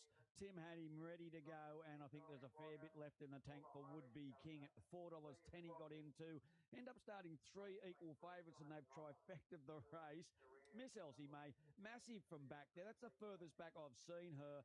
She's made up a ton of ground, and Butteroo Blitz, another good effort from him. He's got a maid in him very, very soon. But Would Be King salutes and keeps us all live in the quaddie. 1, 2, 4. I think you'll find the 10 might get fourth there in Cash or Credit. But look, they've stacked. There was a stack of them there for the after the top 3 placings, but all the way Would Be King, and he'll improve a little bit off the back of that as well. But yeah, look, that's the favoured way. 1, 2, 4, just about the favoured way. 1, 2, 4. So let's get up to Toowoomba, up to Sam Highland. On here with Josh Morrow falling ill after race number 3 and had to wait for the paramedics to tend to him, and then the ambulance turns up and took him away, and then now we're back on track, so we're a race late, but yeah, so all races go back 1, I'm thinking, at this stage, and runners are, well, one's loaded up, wider out, and it looks like it's the last race is going to be at 5:19. Okay, good-o. My numbers here are 5, 8, 6 and 1, but the 5 Silver Planner, it is blown out the gate. $3.40, got out to $8.50. It's at $7.50 now on the QOP. Ace Play is $3 into $2.70. Just eating some late night cheesecake. We're about to hit the 3-hour mark of streaming. And then into $2.40 now at $2.45. So they are the favoured runs. Hearts Like Ours is 12 into 6, and License to Rock is 15. We don't bullshit around. We put in. So I went with. We put in long streaming sessions. No love in the market, out to $8 now. Number 2 is obviously going to jump and be positive. I would think will lead up, and yeah, it's going to be very hard to beat. Then I put Ace Play, who's getting good support. Ace Play has had 2 runs under its belt, and third up today, looks well placed in this race. And then License to Rock came on well over the 870 first time out, and should be better suited to the 1,000 metres here. So now they are starting to load for race 4 here. Let's go up to Anthony Collins. Honestly, so far has been bad with the $100 bullet. We're running 1,000 metres. We Great supporters of the Toowoomba Turf Club out east. we did a good job getting of course, for coming back from Nubs. Sponsor of our premier race, the Audi Centre Toowoomba Wheatwood Handicap. May have to go to bed doing something stupid, like keeping the money, keeping some money in the account. And who would do something stupid like that? Okay, here's Ace Play getting set. Now Daunting Task and Silver Planet to come forward. License to Rock to get set as well. $4 into $2.50 Mithu, bottomed out at $2.30 on tab.com.au. And it's the best backed and favourite. Moderate support here for Ace Play, $3.50 to $2.70 as well. And Hearts Like Ours, 13s into 6. But the punters do recommend that it's a two-horse race. One that's gone the other way, the Silver Planet. If I recall correctly, we like the 2-8 at Toowoomba. So if we get to 8-2 home, we'll be right there in it. So, as they would say, one time, baby. The 8's the speed. 2's coming off a layoff, but we're hoping. We're hoping. That put us right there. And honestly, if we get back to even at this point, we'll call it a night. So I'm getting pretty tired, even though I napped earlier. And we're just about set and ready to go. Just waiting on License to Rock. Scantily Clad was going off in the gates there a moment or so ago, and Jared Woodhouse just out of the irons at the moment. Silver Planet stands up okay. Daunting Task. Golden Jazz. He's Play in the centre. Now here's License to Rock coming forward. Starters to the front. He has the button. Seems Delish from the inside gate. Mithu's standing up okay. Now we're right. They're off. Mithu began about third. Silver Planet won the start, and She's Delicious booting forward there quickly into stride underneath it to obtain the front, and now Mithu now lends third. Going forward there yet again in the centre. Then came Ace Play, who's fourth, and two further back, Daunting Task and Hearts Like Ours, License to Rock. Further back in the field, who's Shell on a Beach, and they're followed by Golden Jazz back next to last. At last of all, Scantily Clad, 10 lengths off the speed. 500 out. She's Delish and Mithu go toe-to-toe this far from home. They raced away by two, and Ace Play third, Silver Planet fourth to the home turn. And then came Hearts Like Ours and Daunting Task, License to Rock, Scantily Clad, Shell on a Beach, and Golden Jazz. Heads a turn for home, and Mithu raced away. 300 to go, put up 2 lengths. Ace Play to second, followed then by Hearts Like Ours, Silver Planet down the outside. Mithu in front, no good thing. Ace Play up on the outside, forges its way to the front and kicked for the run to the judge. It's all over. Ace Play has won the money. Ace Play defeats home License to Rock, either Mithu or Silver Planet. Followed then by Hearts Like Ours, Scantily Clad, and She's Delish. Daunting Task well back in the field, and also Golden Jazz and Shell on the Beach. We might as well have just cancelled that bet. That was terrible. There was support for this Ace Play. It was $3 into $2.80, and third up today. It was had a great finish on it, didn't it, when he wanted it, Alan Chow, and came on well at the end of it. License to Rock fills the spot for second, and good, just waiting for numbers for third and fourth. But no doubt about the winner, and it is number 6 for Michael Costa and Alan Chow.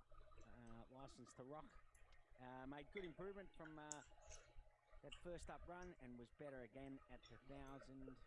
So we have 6, 1, 5, and 8 for race number 4. We're up to Scarlet for the next.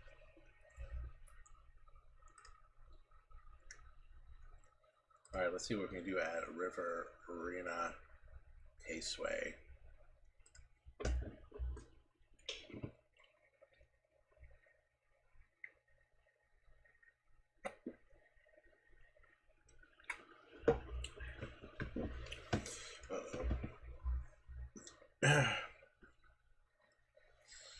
Oh, all right. Going long distance here. What can we do?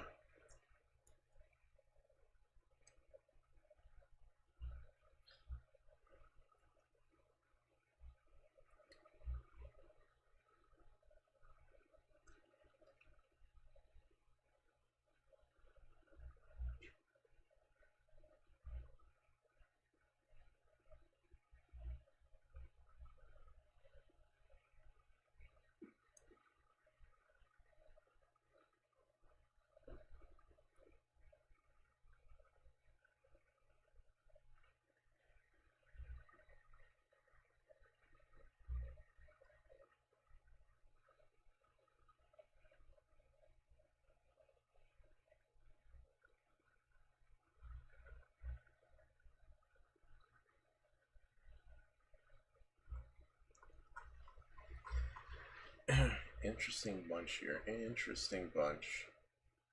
Like, I wonder what 7 horse is going to show up. Is it the one that is worthwhile, or is it the one that's like a million, that just finishes like a million back? Gets a good rider change. I mean,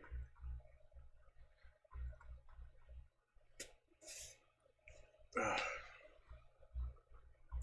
4 seems like the logical. 7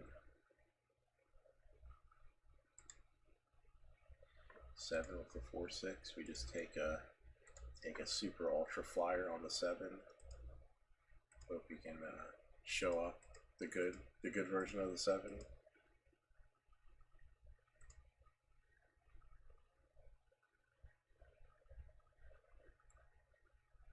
Ooh, look at that. Look at that. The 7 has a single dollar and $2 on him in the pools. Let's see if we can get our. Let's see if we can use that little use that dollar on the 7 to place. All right. Let them eat cake.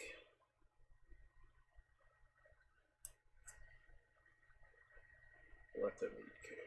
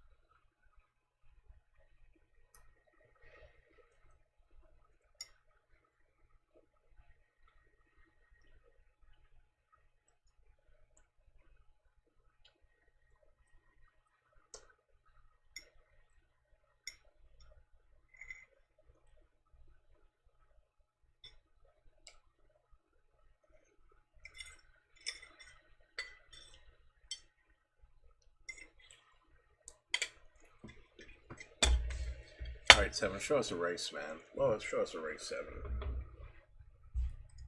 Russ with us from Sky Sports Radio, just about all set for race 3. Big move on number 10 here, Most Delightful. It's the best back late. There's the green light, the arms fold back. Nobby's clock broke. Nobby's clock went for a gallop. It's a clear last. Most Delightful, the well-backed runner, came off the arm well. It's in the second half of the field. Memmel's Prince straight across to hit the front into the first turn. She is watching into second position. I'm Emphatic. And out wide, Auckland Star improving its position from Holy Camp Caprici. And then came $1 Million Art there, followed by Most Delightful. Then came Noah the Shark. Look at the 7 go right to the lead. Get out of here. They go into the back on the first occasion, and the Riverina Wizard, he took Auckland Star to the top. It's Auckland Star in front. Memmel's Prince has got its helmet in second position. Most Delightful goes forward. It'll park outside the leader in the breeze. That'll leave Holy Camp Caprici in the 1-1, and she is watching 3 markers. And then came Noah the Shark starting to lurk. 3 back the running line. Behind those came Old I'm Emphatic, the 12-year-old mare. She's 4 back along the marker pegs. In fact, 5 back along the marker pegs. And then came How about we just go around to track 7-4? Nobby's Clock, who's tacked on, and collar and tie the last one. Lead time was 49.3, and it's Auckland. And then we can go to bed. Most Delightful breezing in second position. Memmel's Prince has got the back of the leader in third. Holy Camp Caprici has got the 1-1.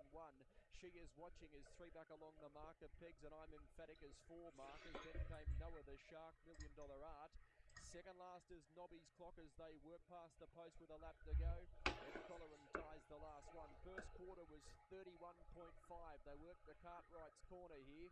And in front, Auckland Star. Most Delightful breezing in second position. Memmel's Prince leaders back in third. Holy Camp Caprici, the 1-1. She is watching 3 markers. And then Noah the Shark, 3 running line. I'm Emphatic, 4 back along the marker pegs from $1 Million Art. Second last was Nobby's Clock. and collar and tyres the last one. They're midway down the back straight. Second quarter was 30 and 5. So that's 62 seconds for the half. Auckland Stars had it pretty soft through the middle stages. And Most Delightful breezing in second position. Mammals Prince leaders back in third. Holy Camp Caprizi about to peel and go from the 1-1. She is watching. It goes around the outside and then came $1 Million Art and further back the I'm Emphatic and Nobby's Clock to win from there. Most Delightful took over from Auckland Star who offered nothing. Mammals Prince into the clear and Holy Camp Caprizi. It'll have the last shot at them. They've got to get the Most Delightful, but here's Mammals Prince. Mammals Prince got up to Most Delightful. Mammals Prince took the lead from Most Delightful and Mammals Prince beat Most Delightful. Holy Camp Caprizi. Nobby's Clock, is that Nobby's Clock running fourth? Yes. And then came just off. Well, the 7 gave us a hell of a run. Put himself into the race. That's all we can ask for. Didn't have anything in the end run, but put himself in good spot there. I approve. I approve of the effort.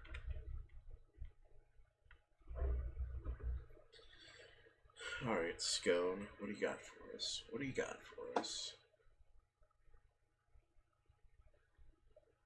Class 1.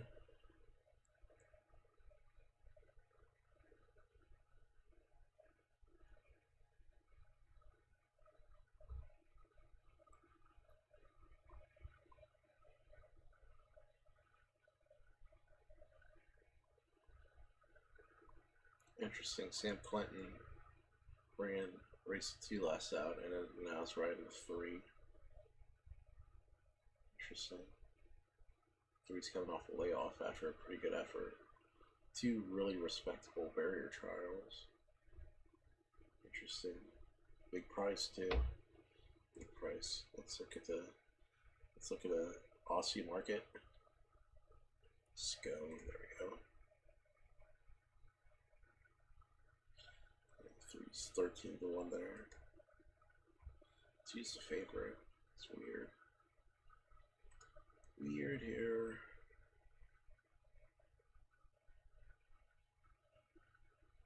5 coming from. 5 gets a brutal post. Gonna scan it. Do a little quick handicapping here.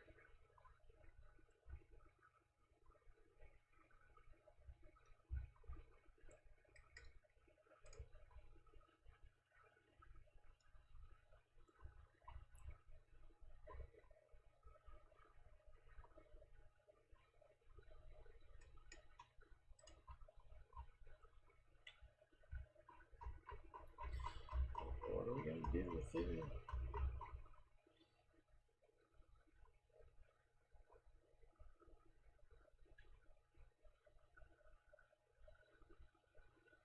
And there's no reason that 4 should be this much, or no reason that 3 and 4 should be this big of a price here.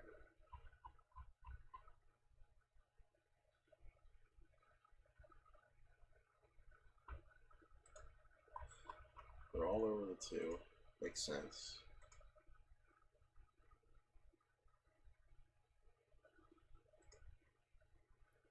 They triple 2 with the 3-4, the 1-3-4 for a buck.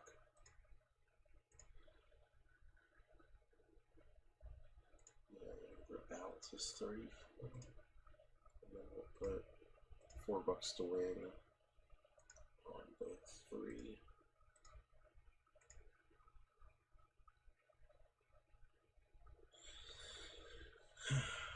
Let's see what we can do here.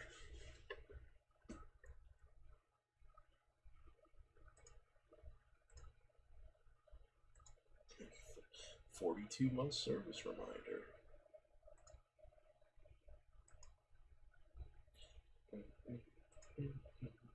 And Divine Approach slow to move. Van Giz only fair into stride from the inside gate. Will settle down with just 2 behind it.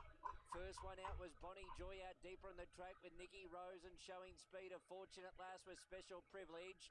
2 up is hunting through with Fearless Miller close to the inside.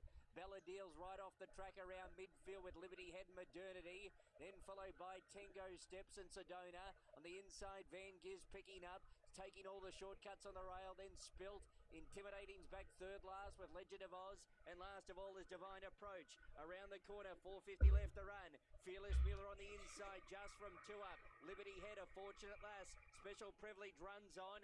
Out deeper on the track is Bonnie Joy. Van Giz badly held up behind. 2 up the leader at the 200. Sedona lets down quickly now. Jeez, Sedona damn it. up the 2 up, struck the front. Then followed Liberty Head. Van Giz getting out. Might be too late though. Sedona, 2 ups kicking back. Sedona's just in front of 2 up. Sedona beats 2 up. Oh, Van Giz, a luckless run third. And Liberty Head close up fourth. Then followed Legend of Oz, Divine Approach, Intimidating, Bella Deal, a fortunate lass, Fearless Miller. Next in was Tango Steps and Spilt. Special Privilege. Behind those, Modernity, Nikki Rose, Bonnie Joy. Dear, oh dear, oh dear. We'll come to Van Giz in a moment, but out of trouble and out in clear galloping room. Sedona has swept to the lead here inside the 200-metre mark and will hold on and just win over a very, very game 2 up. He's ran a bottler first up. Poor old Van Giz. He'll miss out on third spot, I feel here. I think Liberty Head might just snatch third and Van Giz was fourth. Gaz, all I can say is, wow. I can't speak. I'm speechless. Should have won clearly. I don't know what happened at the start. It's usually up there, Van Giz, in the first few. And then there was no urgency to push it along. Kept making ground along the rail, but it was always going to run into a dead end. Have a look at the pack that was in front of it.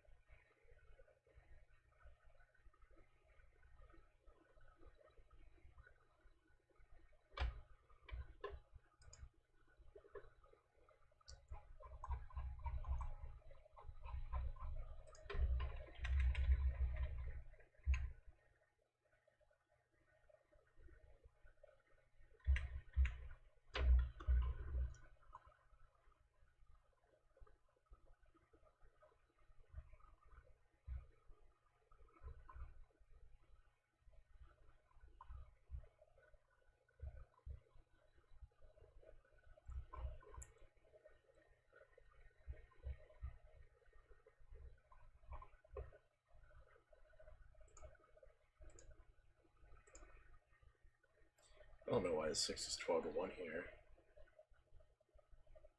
Out quickly towards the outside was that favourite Havachu. She's got across to the pig line pretty comfortably. 4 metres in front, behind second Caballo Diablo. Polonus our mate in the centre, and 3 wide Bezza Bomber comes across. On the peg line, Graceful Art, followed by Timmy Limousine, 3 back the outside. Tracked by Superstar Express and Opal Crown, 4 back the inside. Into the Tankard Dental back straight, about 20 to 25 metres, no further than that first to last. So down the Tankard Dental sponsored back straight, 12.8 lead time, and the front runner is Have It Shoot, leads by 3 metres. The outside second, Bezza Bomber's got to the death chair, and behind the leader is Caballo Diablo. 1 by 1 is Polonus our mate. Graceful Art, 3 back the pegs. Timmy Limousine, 3 back the outside. 4 back was Superstar Express. Is 4 back on the peg line and just pulling a bit there on the inside. Into the straight now, 32.6 only the first quarter, and they've got 1,000 left to go. And the front runner here on the inside by about 1.5 metres. Have It Shoot, the favourite. In second place, the outside, was Bezza Bomber. The peg line is Caballo Diablo third, 1 round out. In the second quarter won't be much quicker. Past the Tender Print Australia winning post at the bell, 800 to run. That second quarter, 32.2. Was a bit quicker, so there you go. Polonus our mate, 1-1. 3 back the outside, Timmy Limousine. 3 back the peg line, Graceful Art. From Superstar Express and Opal Crown. Down the far side, 600 left to go, and the front runner is Have It Shoot. Leads by 3 metres, Bezza Bomber. Similar margin, Caballo Diablo is shaken up on the inside. Then on the 1 by 1, Polonus our mate about to come to the outer. Follow Graceful Art, nowhere to go. Timmy Limousine trying to wind up at 20 off the lead and very wide. So Superstar Express will be wide as well. Opal Crown up the peg line. Off the back, 29.6 third quarter. Whips cracking now. Have It 2 by 2 metres. Bezza Bomber 5 moves, Polonus, our mate to the outer. Superstar Express, very deep. He's about 6 wide, right down the Oh, fuck this shit. Have a choose, no certainty here. Bezza Bomber's going up to it. Gee, Bezza Bomber, it's all running around a bit. Have a choose, got the chance to kick back now. Kicks on the face. Wow. Oh, I think it won on a nose. Bezza Bomber put in another big lunge on the line. I think Have a chew a nose to Bezza Bomber. But it's a photo. 10 away, Polonus, our mate. Followed by Graceful Art, Superstar Express, Opal Crown, Timmy Limousine, and Cavallo Diablo. 29 that final quarter. Mile rate was 22.6. And the inside will hold on to win at number 3. Have a choose going to get it. Shane Smith on Have a choose, just going to hold on here from Bezza Bomber, who's put in that big lunge. And if it just didn't run around about 100 metres from the finish, it probably would have got up. It's paid $1.20 the win, $1.04 the place. Number 3, Have a chew on the tote, Shane Smith. Second, 6, Bezza Bomber, Andrew Voslick, $3.50. That would have made us salty. I mean, we're salty we couldn't get in a bet with the exacta with a heavy favorite with a 6 horse that we liked. But all right, so we got another 1.5 mile race at Geelong.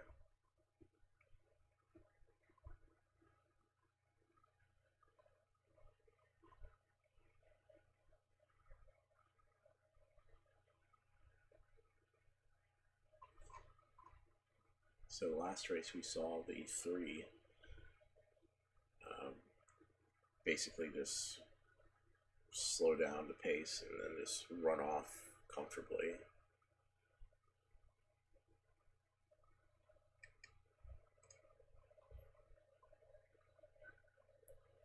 Interesting to see who might show speed here. 6 showed speed in this last race. 4's probably a prime candidate to show speed here.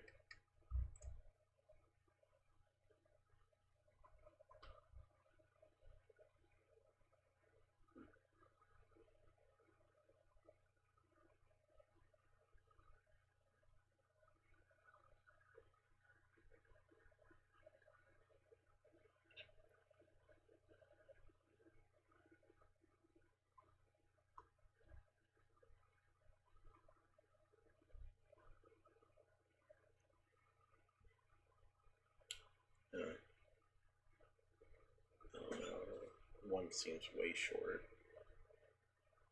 Way short. 2 looks a chance. This guy's a really good trainer on distance horses.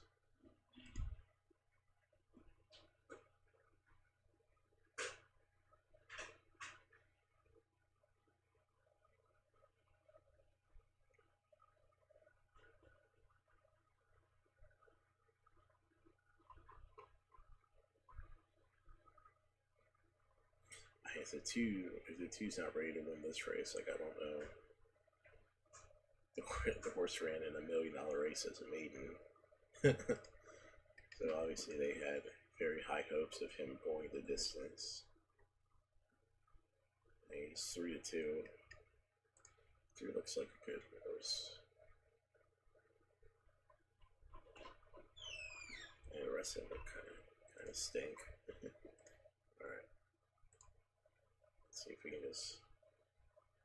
we can get a 2-3-4 triple. Well, straight up. 2, I like the 1, 2, 3, 4. And maybe we can sneak this exact for $4 on the 2, 3.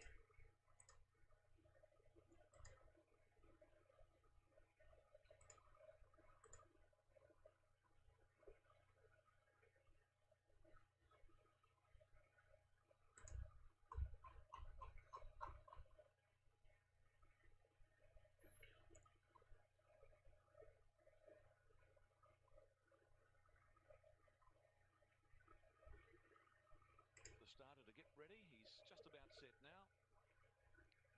And they're off. Sign Seal Delivered began as well as anything, and he's in front in the early stages. Wide out Grey Khan began much better today, and he's coming across quickly. And Wengamata in the blue and yellow sleeves going up inside of him to go to the front. Olafo is wide out. Sign Seal Delivered settles 1 from the fence, just a fraction keen. He's He's running fourth. The Oratura Beach Goer 3 wide going forward from the A-Rod, Murabull, Exclusively Ours, Valhalla Princess, and Dependability dropped out to the rear of the field. So they race past the judge and head out of the straight. Wangamata, the front runner from Grey Khan. Olafo just a little deep. Sign Seal delivered in a nice position early, running fourth. The Oratura back on the fence, and Beach Goer getting cover about centre field from Murabull, the A-Rod, Exclusively Ours, Valhalla Princess. And Dependability under a bit of restraint and wanting to over-race at the tail, and they're going at a pretty slow tempo as they swing to the back straight now. 1,500 metres to go. Wangamata in front of the little bloke Grey Khan. A length away running third, Olafo. Sign Seal delivered up running fourth from Oratura. Beach Goer sixth. On the fence, the grey Murabull from the A-Rod, Valhalla Princess, Exclusively Ours. And a length away, Dependability. To the back straight, Wangamata in front of half Grey Khan. They're at a jog trot. Olafo forcing the breeze out 3 deep. Sign Seal delivered, just caught in a little bit of traffic at the moment in between runners. Oratura on the fence. Beach Goer, the A-Rod striding around him from Murabull, Exclusively Ours. They're at a very slow tempo. Dependability is the last one. 1,000 metres left to go, and Grey Khan now takes up the role of pacemaker. It's Grey Khan. They were going that slowly. The leader handed up very easily. Geez, not very big, Grey Khan. He's just a little bit taller than the running rail. He leads by a half length or so on Wangamata. Olafo now with third on the outside. A length away is the A-Rod. Oratura. Sign Seal delivered just in a trick spot. Dropped the bit coming downhill. They can do that sometimes, and he came right off the bit, this favourite. Exclusively Ours went around him. The alarm bells are ringing for the favourite. He'd want to start to get his... Oh my goodness. Dependability to the outside running on. They were followed by Beach Goer, Murabull, Valhalla Princess. Grey Khan went for home. He's 2.5 lengths in front. Wangamata, Oratura, Exclusively Ours. Sign Seal delivered at the moment, has got 4 lengths to make up, and he's not in the race. Grey Khan at the 200 metres mark going strongly. Oratura Wow, the two, he bullshitted around and he got flat-footed. Sign Seal delivered's getting mobile when it's late, but it's Grey Khan in front. Sign Seal delivered's flying. Too late, brother. It's Grey Khan. Sign Seal delivered. Wow. Not come down the hill. Oratura from Wangamata, Exclusively Ours, Valhalla Princess, the A-Rod, Murabull. Well back in the run was Dependability, and Olafo last in. Stand by for the numbers. Judge calls for the camera. Grey Khan will win at a whisker. About a short half head on the line from Sign Seal delivered. He only needed another third of a stride to get there. He just didn't come down the hill. He was caught in between runners. There was nothing Ollie could do about it. And then he just dropped the bit deluxe at about the 800 metres mark. He gave Grey Khan at least 5 lengths, and he's got within about a short half hair, but Grey Khan was able to steal the prize.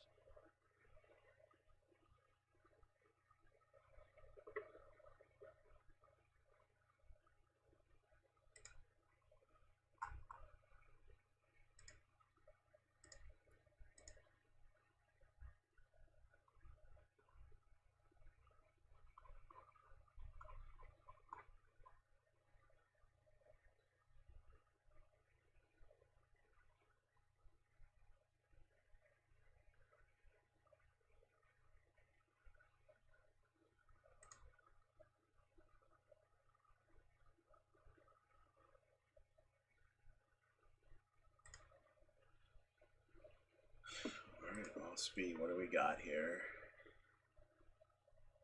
What do we got here?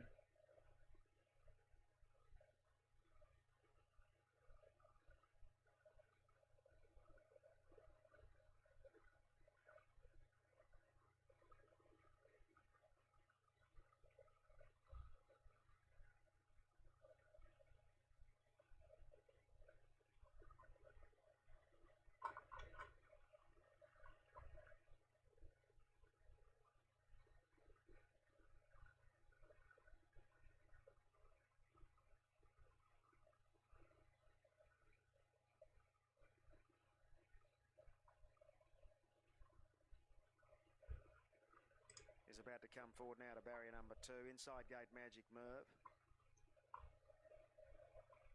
And the other runner who is riderless there, number 14 Cracking Dawn. And out behind the line here, also Billabong Bilby, who's in the market on the 3rd line of betting. This is the Avis Aubrey Class 1 handicap. Up comes Chapstream. Liberty Power's about to get set. And Liberty Power looks to be coming up to complete the line. 14 going round over the 1,000. Fat Gecko's the favourite. 260 on the fixed odds. Try to get this, sneak this 3 in here. Chapstream. So the starters coming round to release them. They're standing up well. Ready now. Waiting on the red light. There it is now. They're set, ready. Gates open, off and racing. And they've broken a good line. Kitaro went back to a clear last. And the favourite Fat Gecko is showing plenty of toe with Free Lunch. Billabong Bilby out deep on the tracks going up towards the lead. And then came Magic Move forth the inside from Chapstream. They're followed by Fabulous Fran, and in that division of horses also is Pure Phyllis. Further back set to go well, Liberty Power, Zar Snip.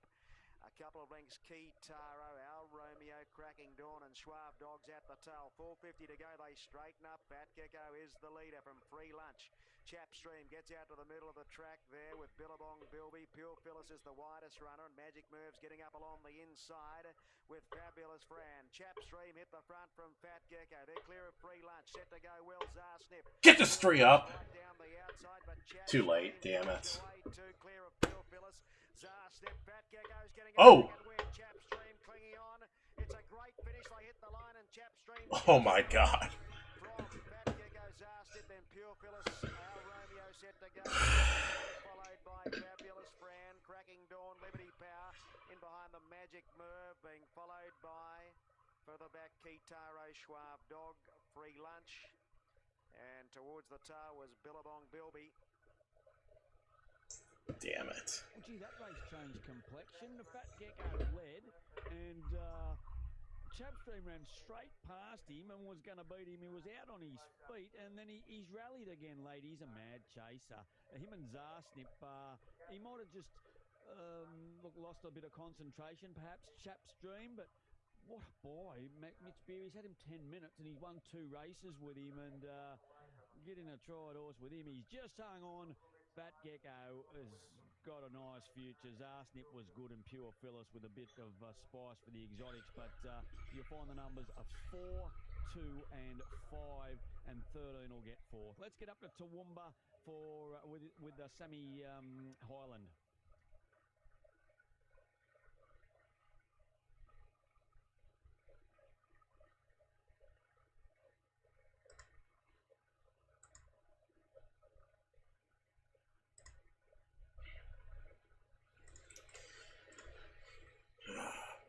Damn that 3.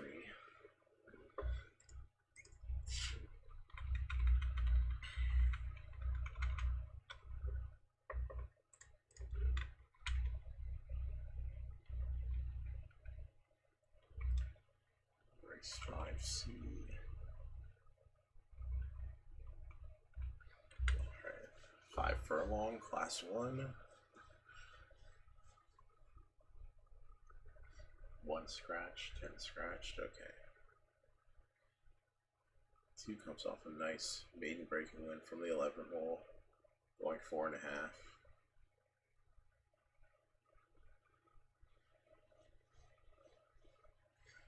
Wow. I mean, the horse was behaved poorly and won big. Yeah, three's tough off the layoff. Tough to play. 4. His best could be competitive, but hasn't been good in a long time. 5. What happened in that last race? Comes off a 5-month layoff. 6. Second race after a 2.5 layoff. Gonna look elsewhere. 7. Didn't look good in the last race. Looked mediocre race before that. 2 very short field times, 2 very short sprints. 8. Yeah, it's gonna have to show more. And the 9. Nine's interesting coming. Second race off a couple month layoff. Looks okay. Looks to like the good ground more than the soft going. Apprentice allows the 9 to carry like no weight, so definite chance there at 20 to 1.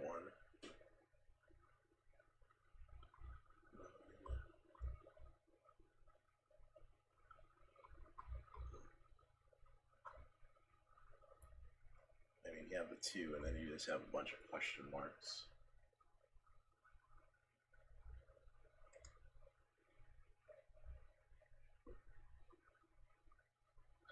I mean, the 2 looks like he can be an absolute ton of bricks here. We'll play the straight up. We'll play the exacta straight up 2-9. We hope those, hoping the question marks don't turn into answers here.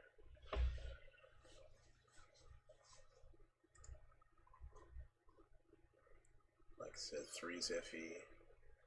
Hasn't run since December. I mean, looked good, but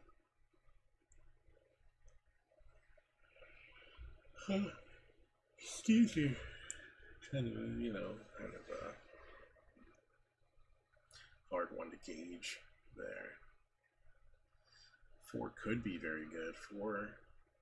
4's form last year was respectable, but has put in some really terrible efforts.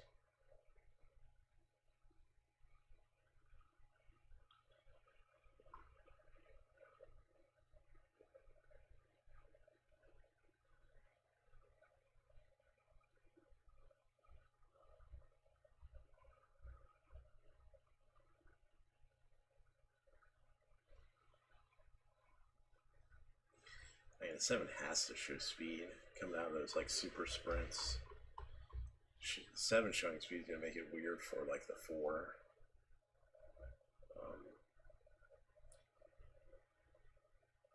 2 may be able to just settle off and then go right on by him. Hoping the 9 kind of follows suit, maybe. Both coming from the outside.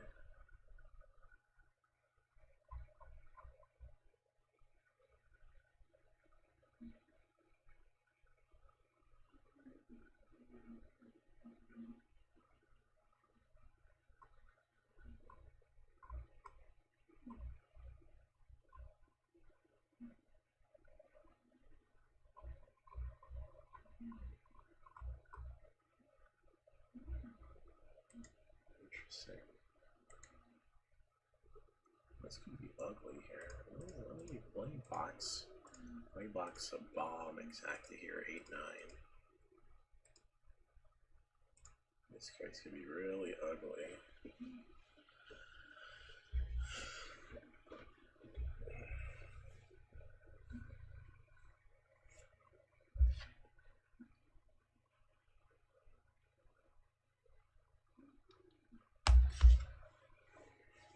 Alright, let's see what we can do. Let's see how the speed goes.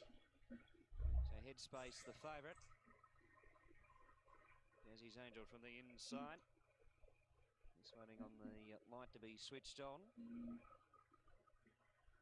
There it is. And there go the gates. They're off. Now, Headspace began on terms with them, striding up on the outside of Jazzy's Angel and Puller's Swifty, now being restrained into third, and Insta Beats now to third. And they're followed by Sakoshi, who's striding forward there in the centre, going up to attack and looking for early supremacy there as well. And Aurora Charms in behind the speed. El Prados got shuffled well back in the field with Miss Lucinda and also Cupid's Affair in a line of 3 at the tail end of the field, only about 5 lengths off the speed. So Headspace, one off the inside, has its head clear over Jazzy's Angel, the rail, and they put up 3 parts of a length to the good of Sakoshi, who's third around the home turn, and Aurora Charm fourth. Miss Lucinda's who into the outside, and they're followed by El Prados, who's using inside runs on the bend. Headspace strides to a clear lead now below the 300. Put up a length and a half over Aurora Charm. Jazzy's Angel, El Prados now into the clear. Miss Lucinda's down the outside. Oh my God, don't. Though at the 75 starts to kick right away, and Headspace is too good. Headspace defeats home. Into second position was Aurora Charminel. Prados will be third, and Miss Lucinda will be fourth. Followed then by Jazzy's Angel further back in the field there when they pulled up to Insta Beats, and also Sakoshi. Cupid's Affair. Yeah, we tried to get a little too cute there. We should have bet the 2 straight up. The problem was I thought the 2 was gonna end up 3-5, and then I would have been kicking myself for, betting the 2 as such a heavy favorite. But ran a big race, and the 4 ran a nice effort. 3, who ran third, coming off that layoff, was a little bit short. All right, Riverina, what are you gonna do for us?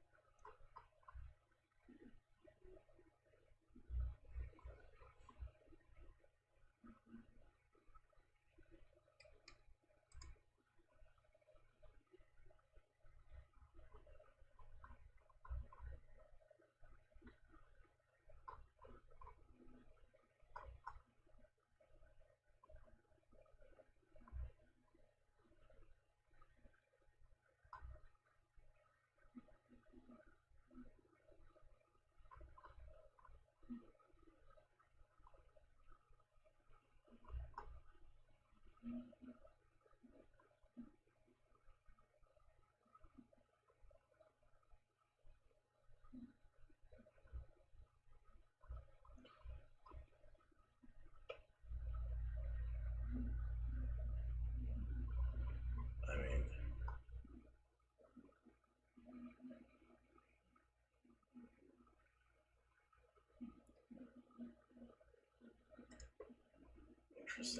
interesting race here.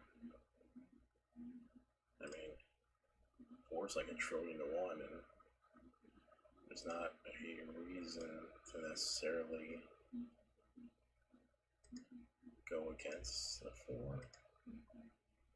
Okay, runners are about to score up here for race number 4. This is the 6th heat of the TAB Riverina Regional Championships. Number 5 is the favourite Ideal Fantasy at 2.30 on TAB fixed odds from 7 Gold Stars, 4.20, and horse number 8 Sports Candy at $5. These are the popular ones. Scoring up. Scoring up for race 4. So favourite is Ideal Fantasy at 2.30. And they're coming up to the starting position for the first of the Riverina TAB Regional Championship heats this afternoon. 5 heats to get through. Winners through to the final next Friday, racing for 100,000. There's the green light. The arms fold back and they're off. Ideal Fantasy came off the arm very fast. It's cutting across to lead with Penny Rider and Max M in 3rd position. Topsy Grinner's going to take a trail, lands in 4th, and I'm Not Crazy's in 5th. And then came Cam's Pearl from Our Sam's Home. Gold Stars has drifted back with Saucy Dreams and Sports Candy. Here's the last one.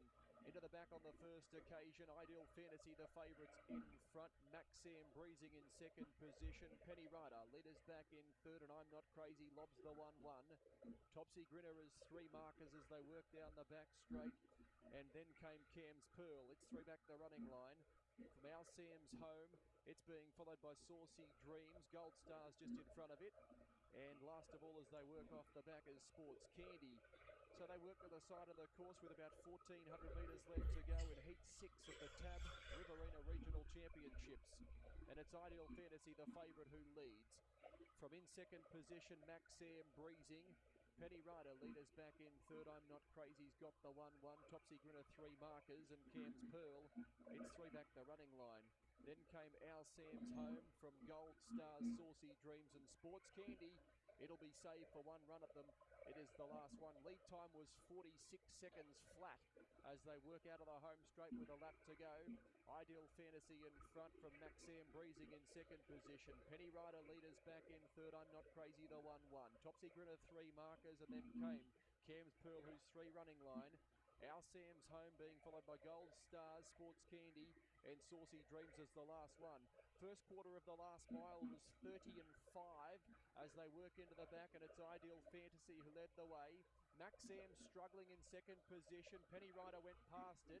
Now pulling out was I'm Not Crazy, 3 wide to set out after this leader, Ideal Fantasy. And then came Topsy Grinner in an awkward spot, 3 back the marker pegs. And then Cam's Pearl, who's starting its run from the back, and Gold Stars, it'll have the last shot at them. They ran the second quarter in 20. Can we get to 4-5 home? Can we get to 4-5 home? Can we get Bailey Duck to use a... I had a 5's under pressure. 5's under pressure. Can we get a 4-5? Up the passing lane. Nah, we don't have enough. Nah. Ideal Fantasy first, second Topsy Grinner, and third Sports Candy from the back, a good run. Then Saucy Dreams, I'm Not Damn it. Crazy, Our Sam's Home, Penny Rider, Cam's Pearl, Gold Stars, very disappointing, was one of the last home. They ran the third quarter in 28 and 6 and home in 29 seconds flat. Couldn't ask for a better trip for the 4. No dice. We are down to our last $8. How to make this 8-piece count.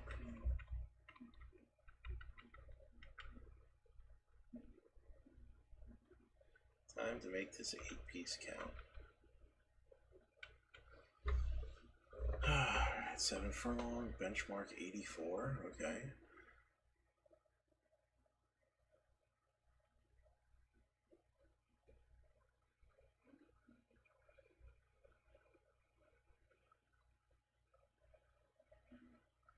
Man, the 2 really just crushed him in that last one. It's a good effort.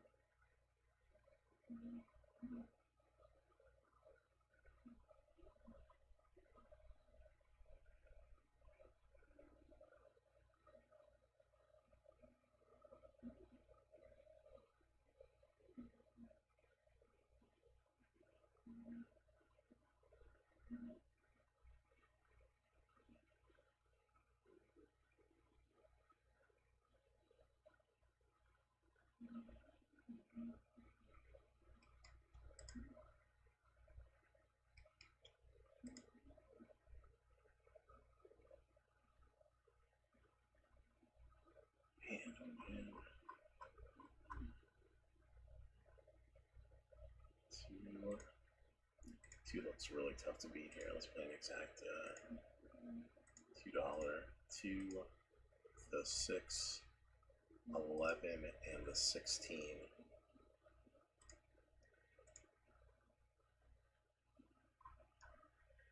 And then we'll play a triple 2 with the 6, with the 11, 16.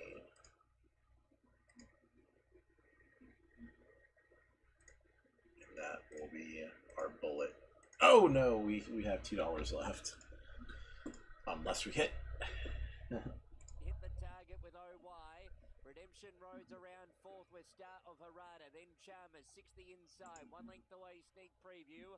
Luna Mere around midfield as they balance up, then Blinkin' Fast and out deeper Editors. Moree Dreaming also wide, then Atasca, Bells and Bows. Drakenfell's second to last, all's in, drop to the tail. At the first corner, 9.50 left to run. OY was able to hold the lead in the rail from Acoustics. Hit the target third. A length off those. A length and a half, Redemption Road fourth. Chalmers 50 inside as they head down the side of the track. 2 lengths away, Star of Harada. Then followed by Blinkin' Fast in the rails. A length away to Editors. Then Sneak Preview. Lost its spot and under a ride at the moment. Atasca, all's in. Drakenfell's, Bells and Bows. And last of all, Moree Dreaming.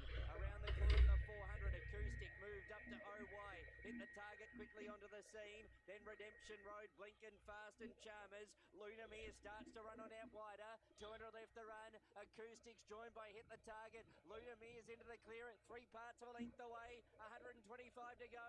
Hit the target. Luna Mere's out after it. Luna Mere struck a narrow lead from Hit the Target. Luna Mere's pulling away late. Luna Mere won the country cup from Hit the Target.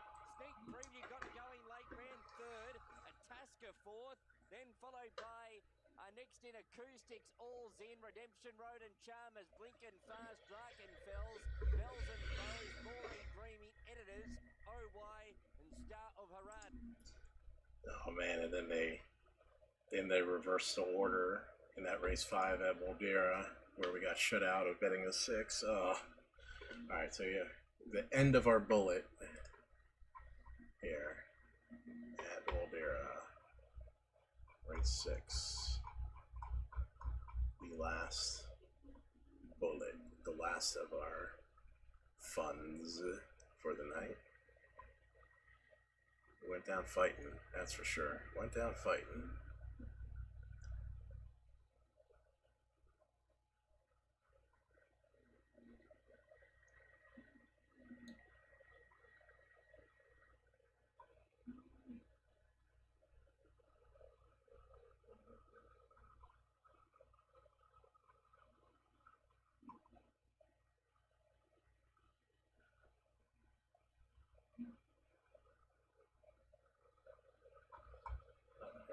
The 9.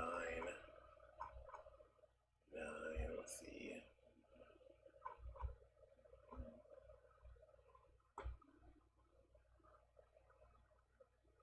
9 with the 410.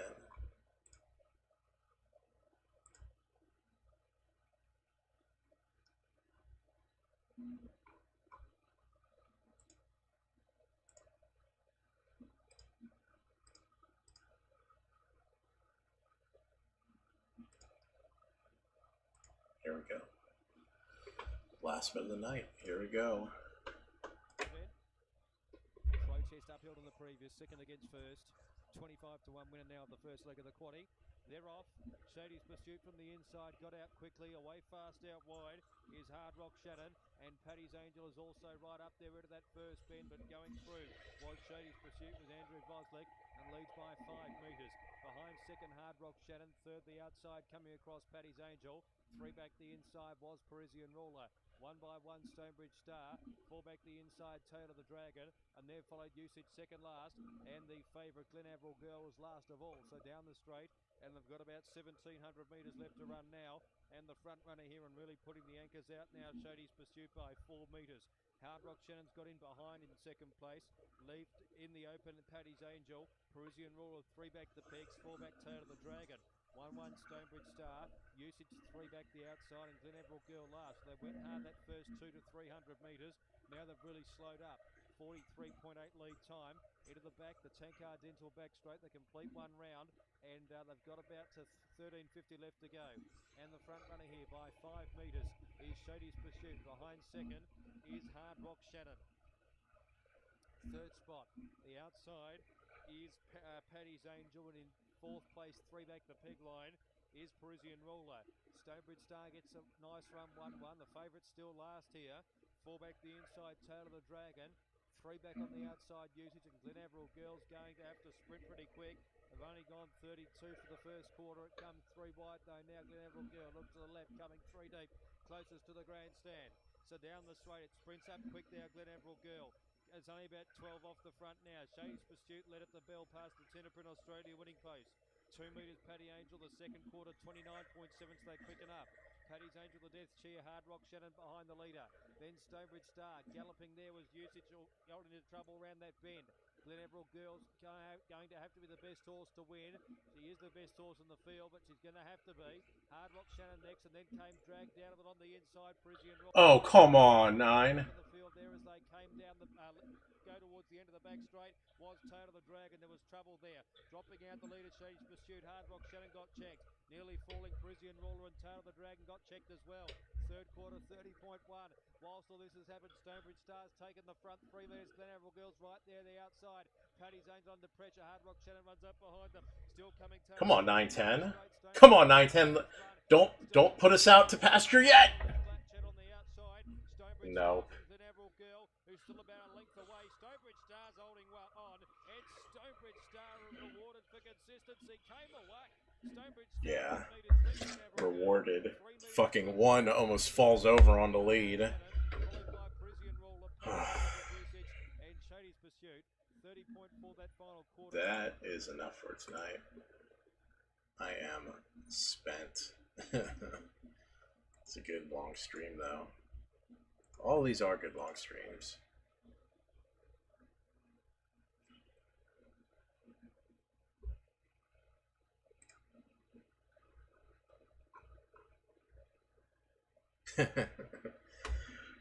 I am thanks Pete. I was back at it today, but we're going to have to update our recent race results.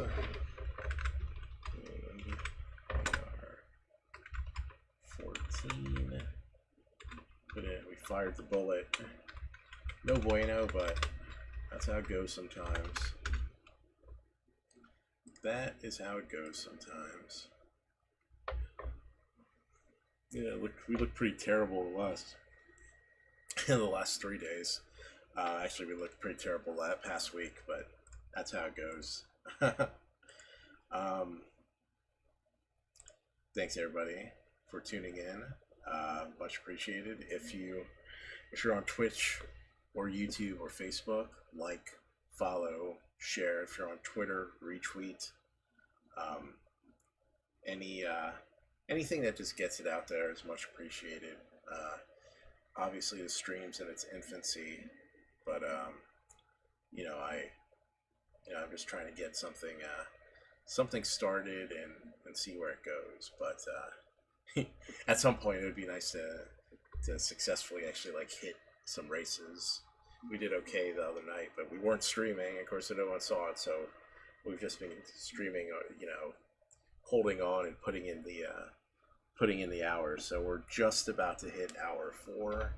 We probably won't get there because I'm very tired and I'm going to end the on Friday. Probably not any afternoon. Gotta work. Gotta wake up in 6 hours to work. So and Friday night's going to be another poker stream. So we'll go from there, and if we're out early, maybe we'll fire up and try to fire some more betting bullets. But thanks for tuning in, much appreciated. And it looks like I am going to get to the 4-hour mark. So just after the 4-hour mark, we're gonna close it out. Lots of good plays for firing the $100 bullet. We caught some things. We had some opportunities. We got shut out of some really just kind of frustrating situations that would have helped the bankroll. Probably would have just made it maybe last semi-longer or allowed me to make more bets. But it was a good stream, good long stream. Thanks for tuning in. And if you're watching the replay of this, thank you. Like, subscribe, do all that good stuff, and I will see you till next time, which will likely be tomorrow. Thank you very much. Good night.